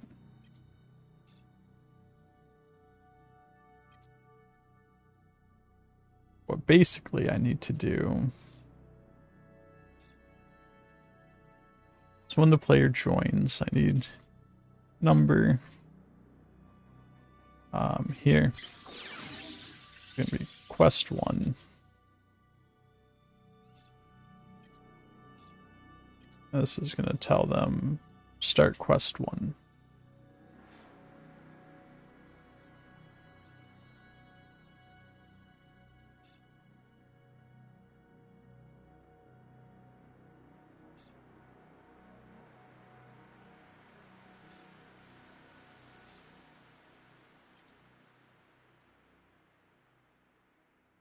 Another thing I wanted to look at, character movement, blah, blah, blah, blah, blah.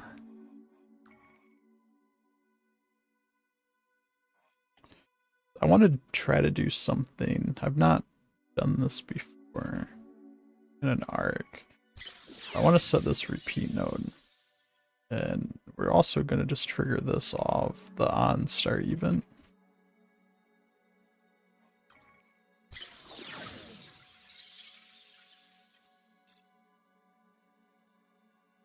And we're going to repeat infinitely with a 30-second delay. What this is going to do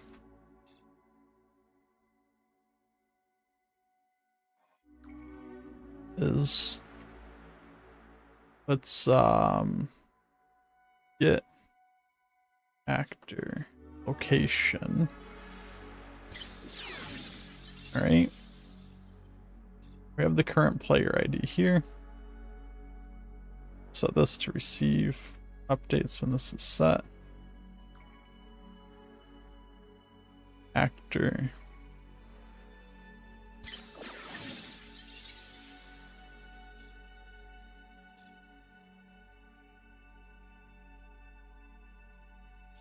Receive updates. I'll put a player ID, not actor. I need get player actor. Update, get the player actor. We'll feed the player actor into that.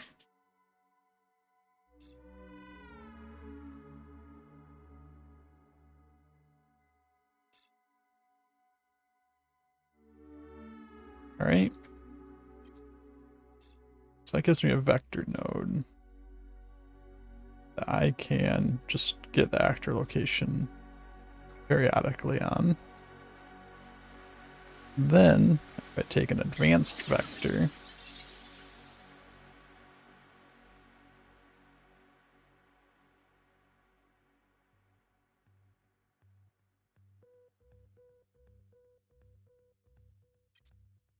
I call this player location, make this per player online, on get actor location, update that with this player ID. Basically every 30 seconds I'm storing the location of the player.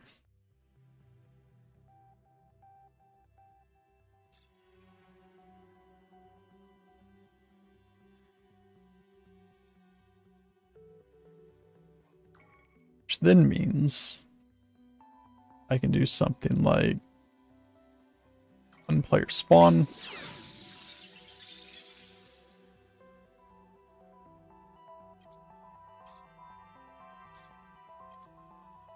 get this value,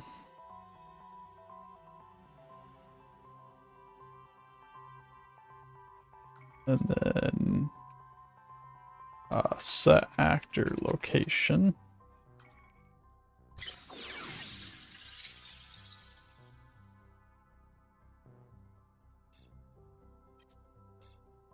On get value right there. So then you spawn back into the game. I'll put, this probably won't stay with just non-player spawn. I'll probably do some logic just at the start of the game. First time loading in. Set your location, but for right now, spawn will work.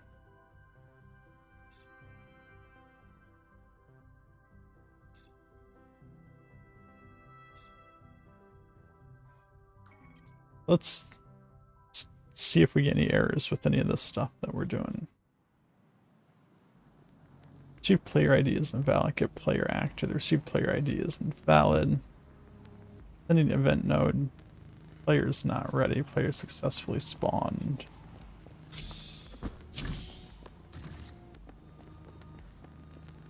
There's definitely some issue with player ID.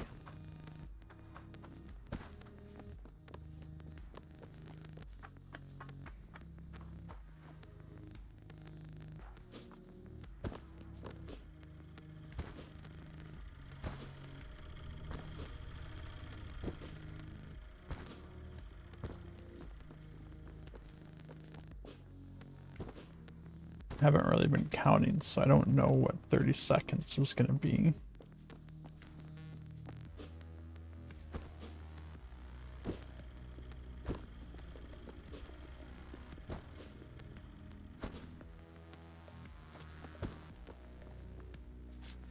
I just respawn.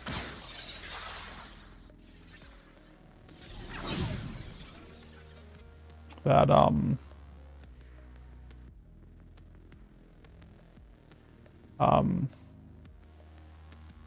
that didn't work.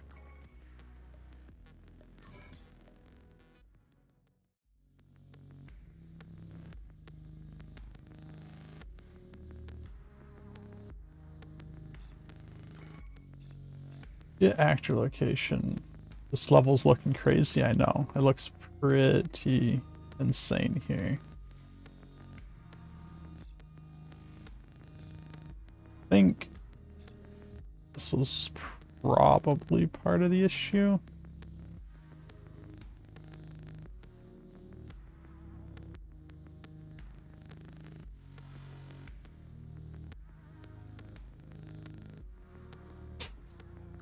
The static mesh is not that high. Only 7,500.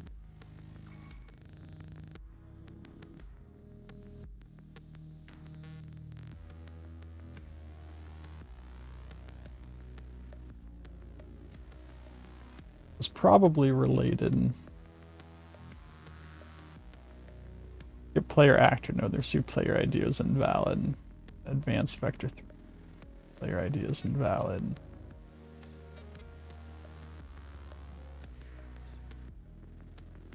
These.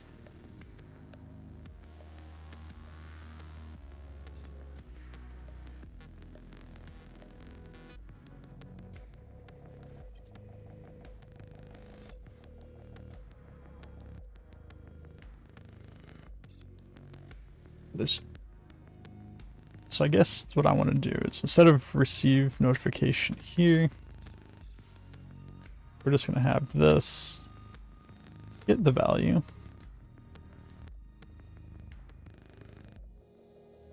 And then on player actor, bring this stuff around here.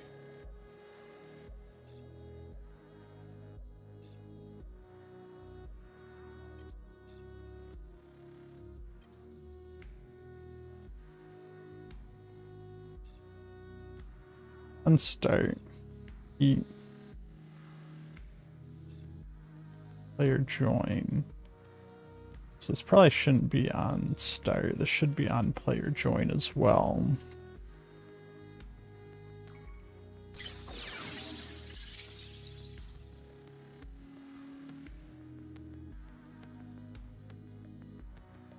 Actually, more so, it's because of the sequencing of things here.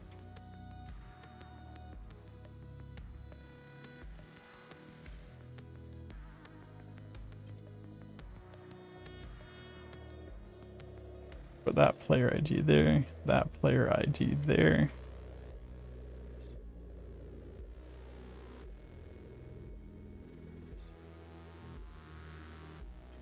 This will just do get player actor.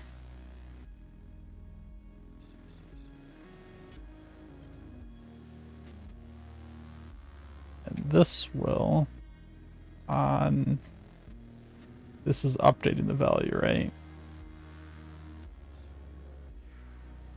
On value updated, start the loop.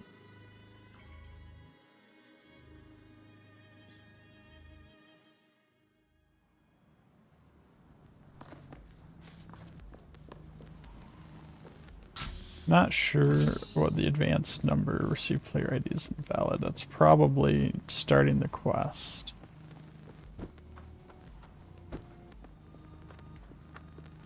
But yeah, Trench, check this out.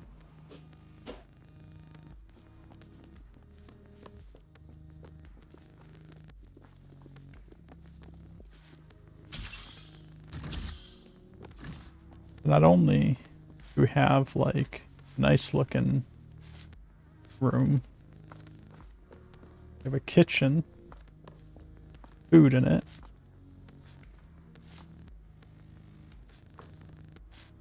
You know, our scrap parts, since this is like a mining town, that's what we do here. Over here we can watch TV, which I thought I could set down on this couch. There we go. I guess you can only set on the end.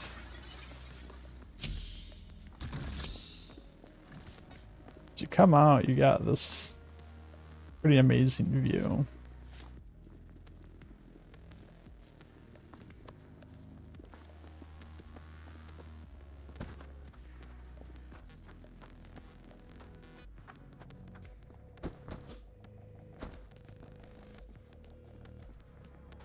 Come down into town. You got, you know, your town folk just kind of hanging out. You got your mining facilities over here. Just doing whatever it is that mining stuff does.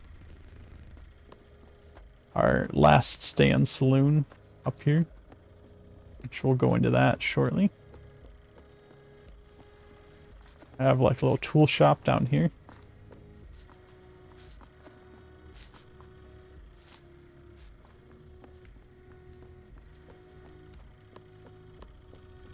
I have the last stand saloon. The bar. And all the seating.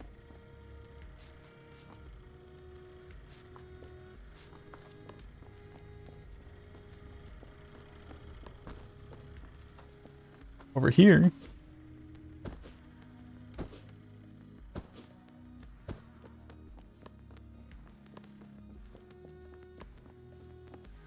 we have the medical bay. Guy working there. Medical rooms.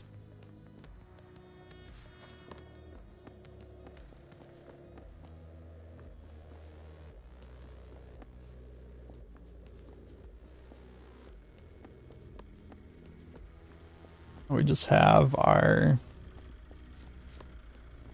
kind of hub where everyone just kind of hangs out in town.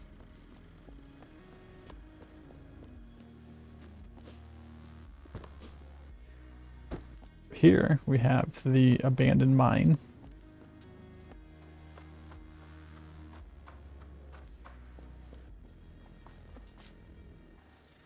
Which we can take a platform down here.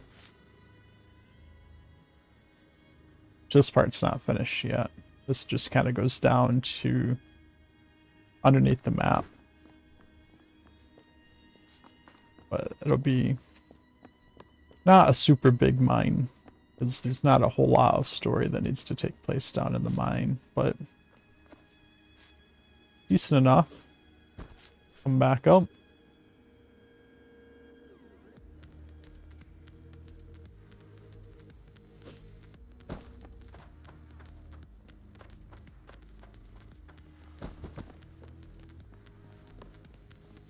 Got a junkyard over here. Collection of all of our junk. And then basically the end of town. The rest of that's kind of all just scenery. So it doesn't look like it's just the town in the middle of nowhere. It's the town in the middle of nowhere that's somewhere.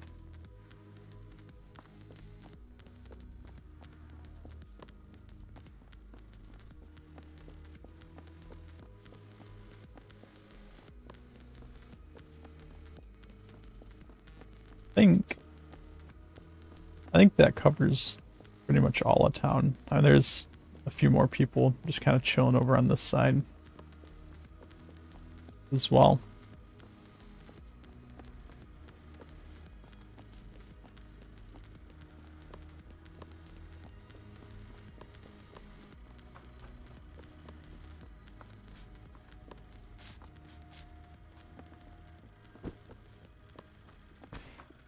But yeah.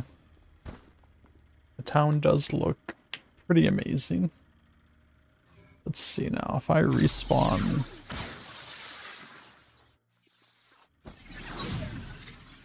It didn't bring me back to where I was, so that's nice. It's nice that that works. I'm probably gonna disable that portion of it for a little while, just because that's gonna maybe get annoying if I'm trying to test certain things. I'm gonna keep that process there so I can enable it. So when people are playing, if like you're over here, you're at the Last Stand Saloon, you just finished a quest or something and you need to leave, when you log back in, you'll be where you left off. I may increase that time instead of every 30 seconds to every 10 seconds or whatever. I'll have to wait till the rest of the game's in there and see how often I can save that. That's not going to cause any issues with performance or anything.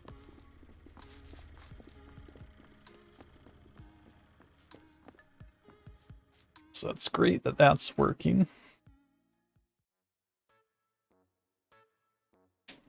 This advanced number variable node received player ID is invalid. Has got to be this.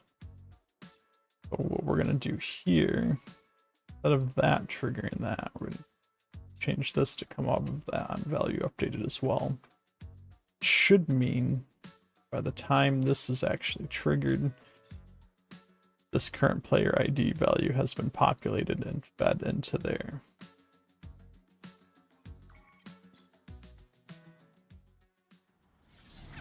Which it doesn't look like it. It is saying the received player ID is invalid. Event node sending event. So it is sending the event. It looks like it's telling me. I guess what I should just do here is this method of doing things doesn't seem to work. This should just on value updated get value, and on get value update this value.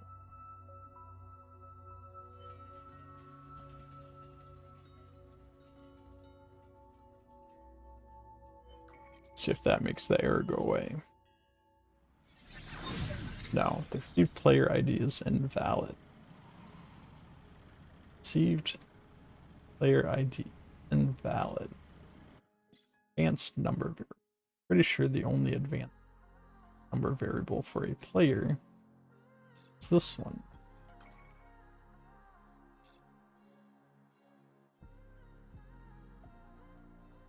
Fortunately,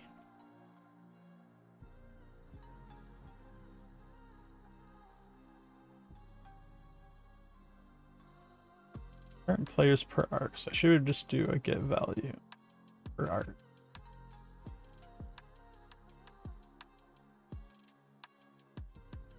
Should be updated.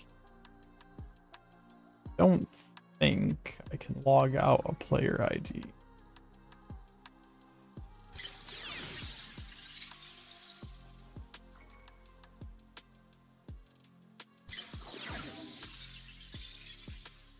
I don't think there's any way to player ID to string. No, it doesn't look like it.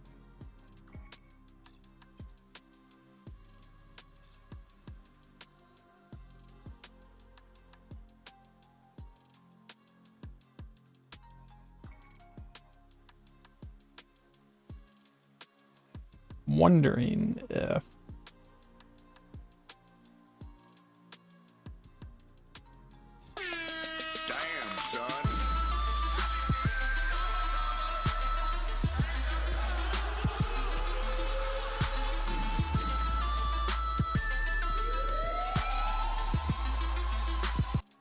Trenchfoot, thank you so much for that Amazon Prime sub. You just got access to a whole bunch of cute little panda emotes, so hopefully you enjoy those as well. But thank you very much, I appreciate it.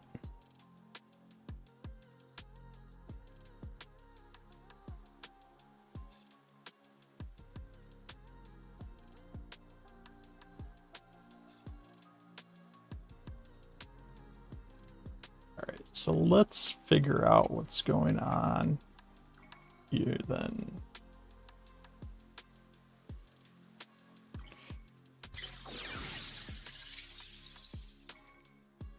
Yeah, Maya there lurking, spamming her pandas as well.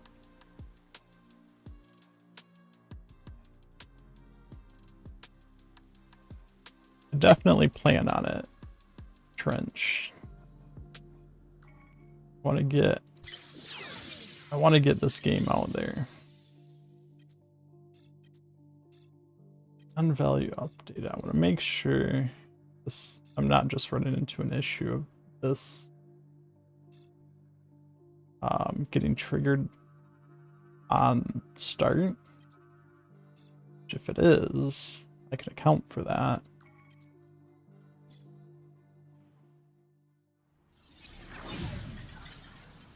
See player ID is invalid. Write log note.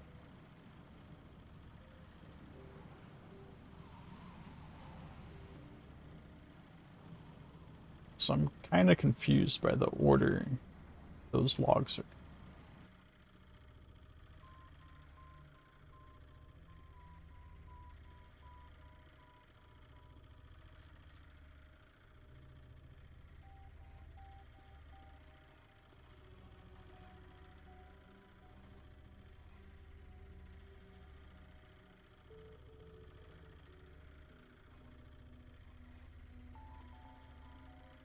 It seems like those logs are not coming up in the order I would expect them. I don't know if that's because the logic or if that's because the game just isn't putting logs in the. If I do this, on value updated, output value. Then if I duplicate the log and get a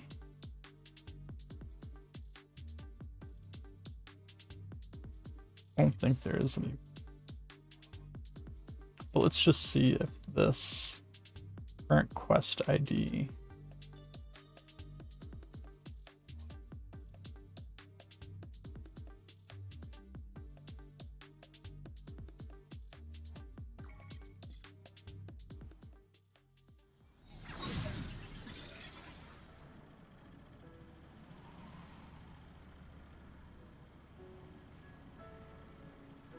current quest ID. That kind of makes me a little more confused.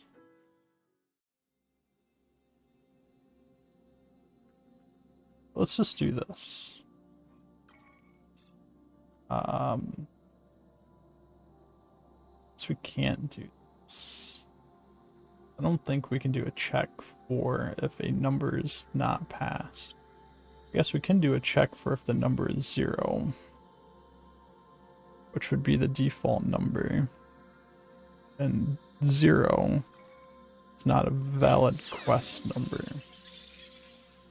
Right? So on value updated, get the value here.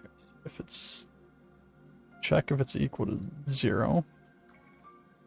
Get our branch here.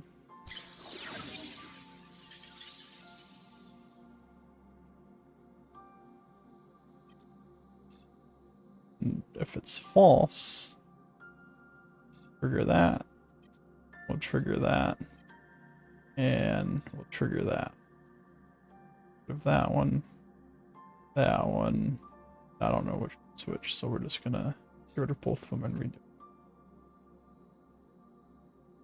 So now if that value comes in at 0, we're just not gonna do anything at all.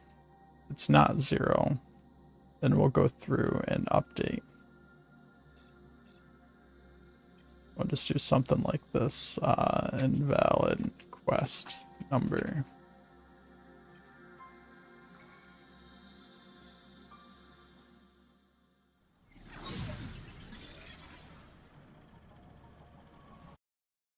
I don't know why we are still getting Well, we did get invalid quest number. Invalid quest number.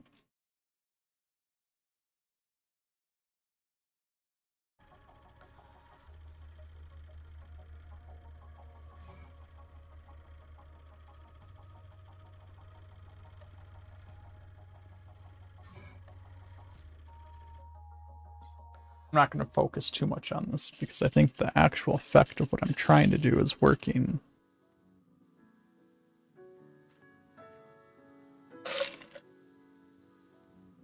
I was really just trying to clean up the logs there. What I should be able to do now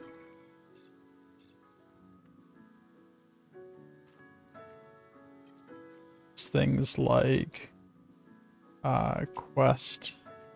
What did I call this? It didn't.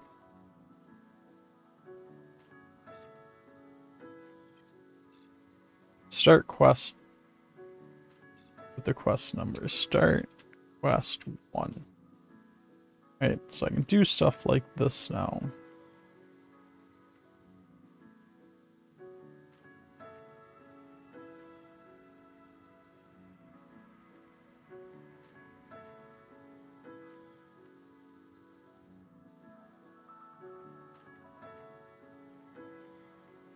Start quest 1.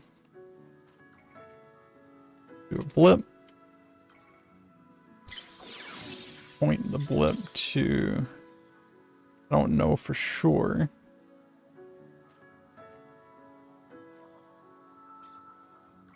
This is the person I'm going to use for this, but for the sake of right now, can I not point the blip at that person?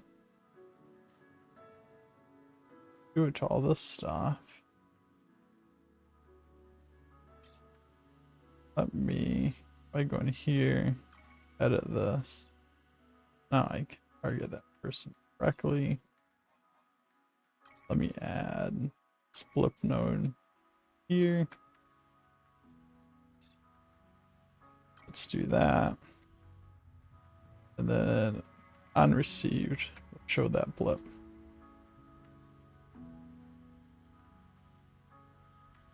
So we have a nice centralized way to manage our quests that we can then trigger events to turn things on and off in the world.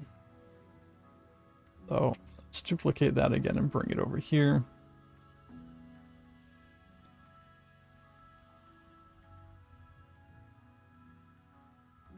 I'm not exactly sure what happened. That event, there it is. Come down here.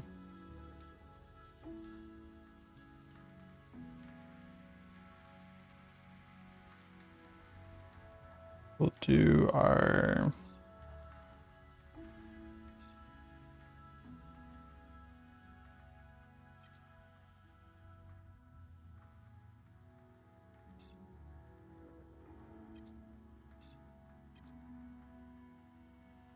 why can I not target any of this stuff right now? Not in the group.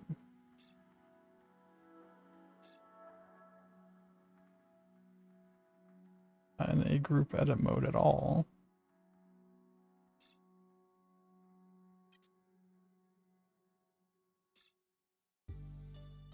Oh, you know what happened?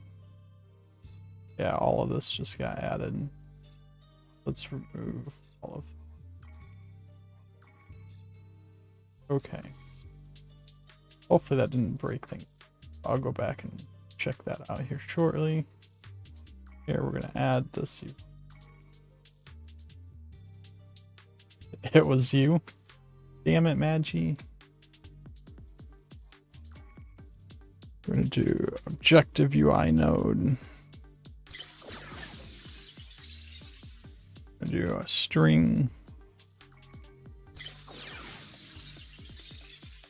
Send this into that and show the objective.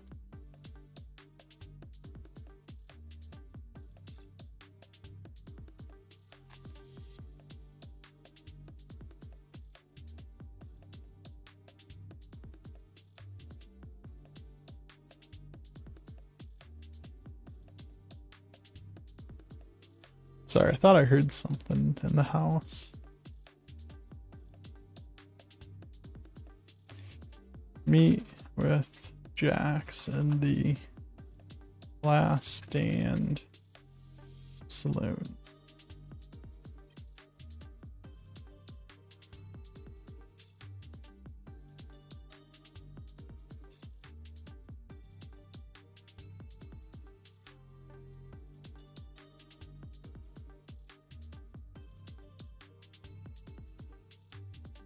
Probably keep this out here actually. I'll probably tie in logic for all of them right into that.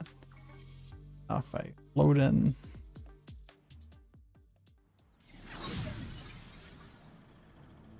I have a blip. The map is good. I don't have an objective view I know though.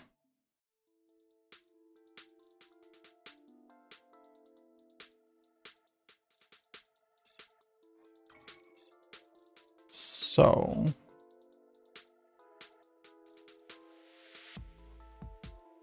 target all players.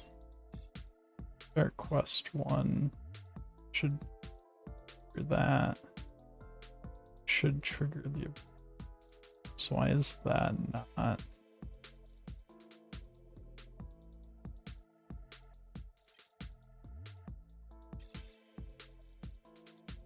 Is that not showing?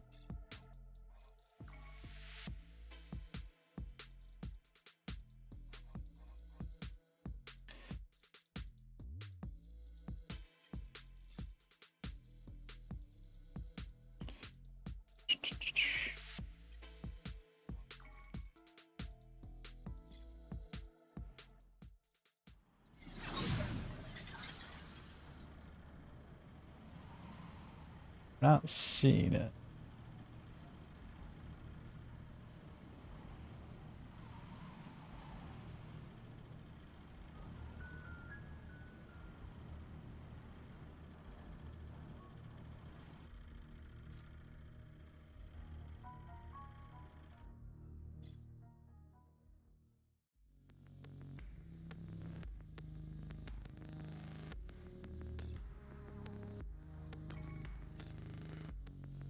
This is a test object.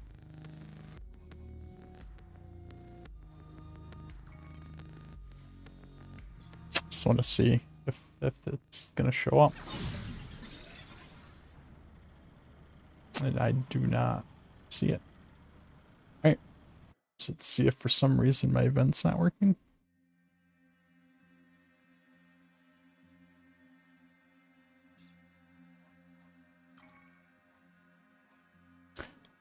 My blip's actually probably showing up because I think they just show up by default.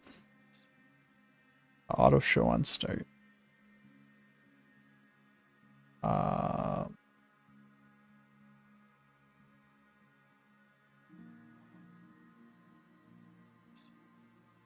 yeah, this is sending an event to 0 active receivers, which makes me think that this event being sent is not a right event. Made a post in off-topic chat with your art link. All right, I'm gonna check it out. I'm probably gonna end the stream here shortly, and as soon as I do, I'm gonna check out your art.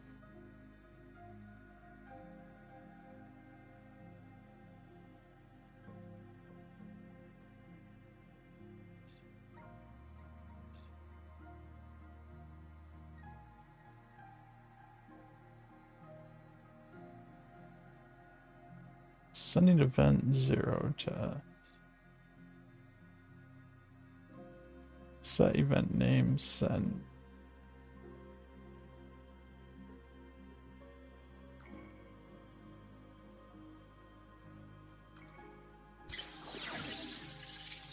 We make sure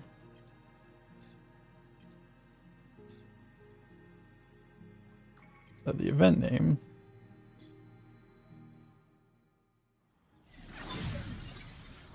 start quest 1.0.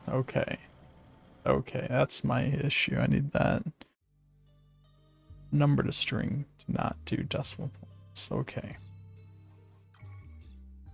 No decimals. Gotta get to work on your stuff. Hey. Everyone's gotta work on stuff. Meet with Jackson, the Last Stand Saloon. The objective's there. The blip's on the mini-map now. Which means we have good start for getting our quests going. We have a quest log, sort of. We have the start of our first quest.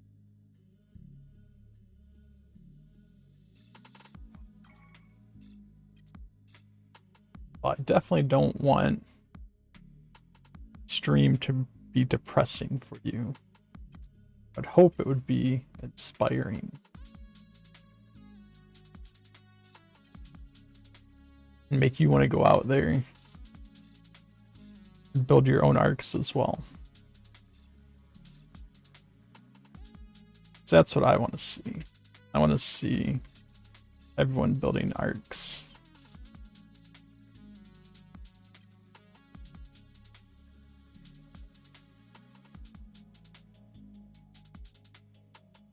The more arcs that get built, the better. You know, ultimately, I would like to,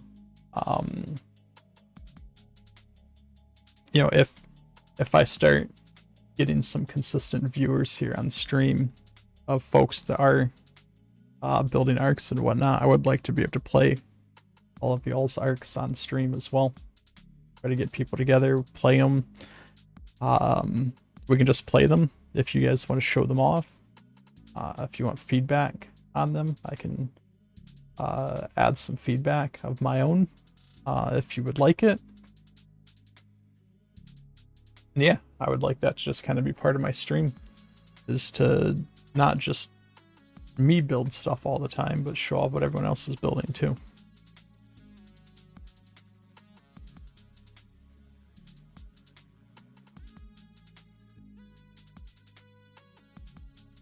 But yes, I think this is probably where we're going to call it for tonight. I think we got a really good start here with some, really some not too complex things, but kind of the start to handling our quest management. Once we're done unpacking, you'll have access to a Windows machine and we'll probably play around. Does that mean, does that mean final quest 17 or whatever number you're on is going to be started?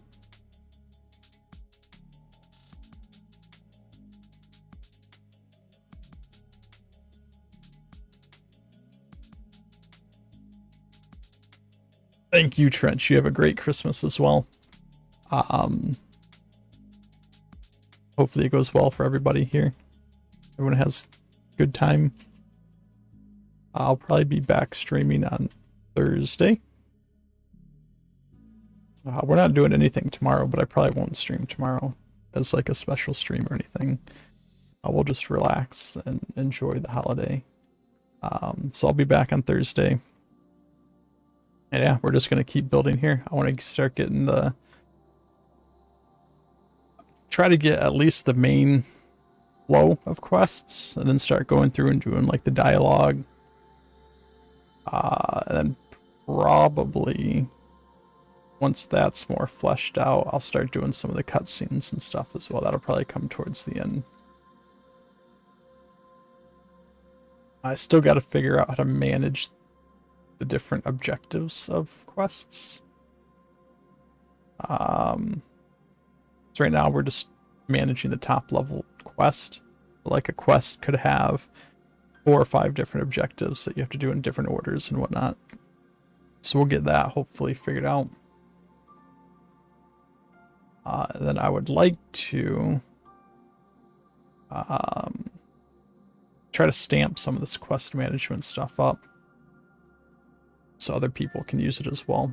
It may not be super intuitive, but I can make it as simple as possible and throw it out there just to take, give something for other people to use. They don't have to rebuild all this out. But yeah, now I'm just rambling. So thanks for sticking around, Maggie, Trench, Maya, anyone else that's still out there that's not chatting. Thanks for hanging out. And I will see you guys all on Thursday. Bye.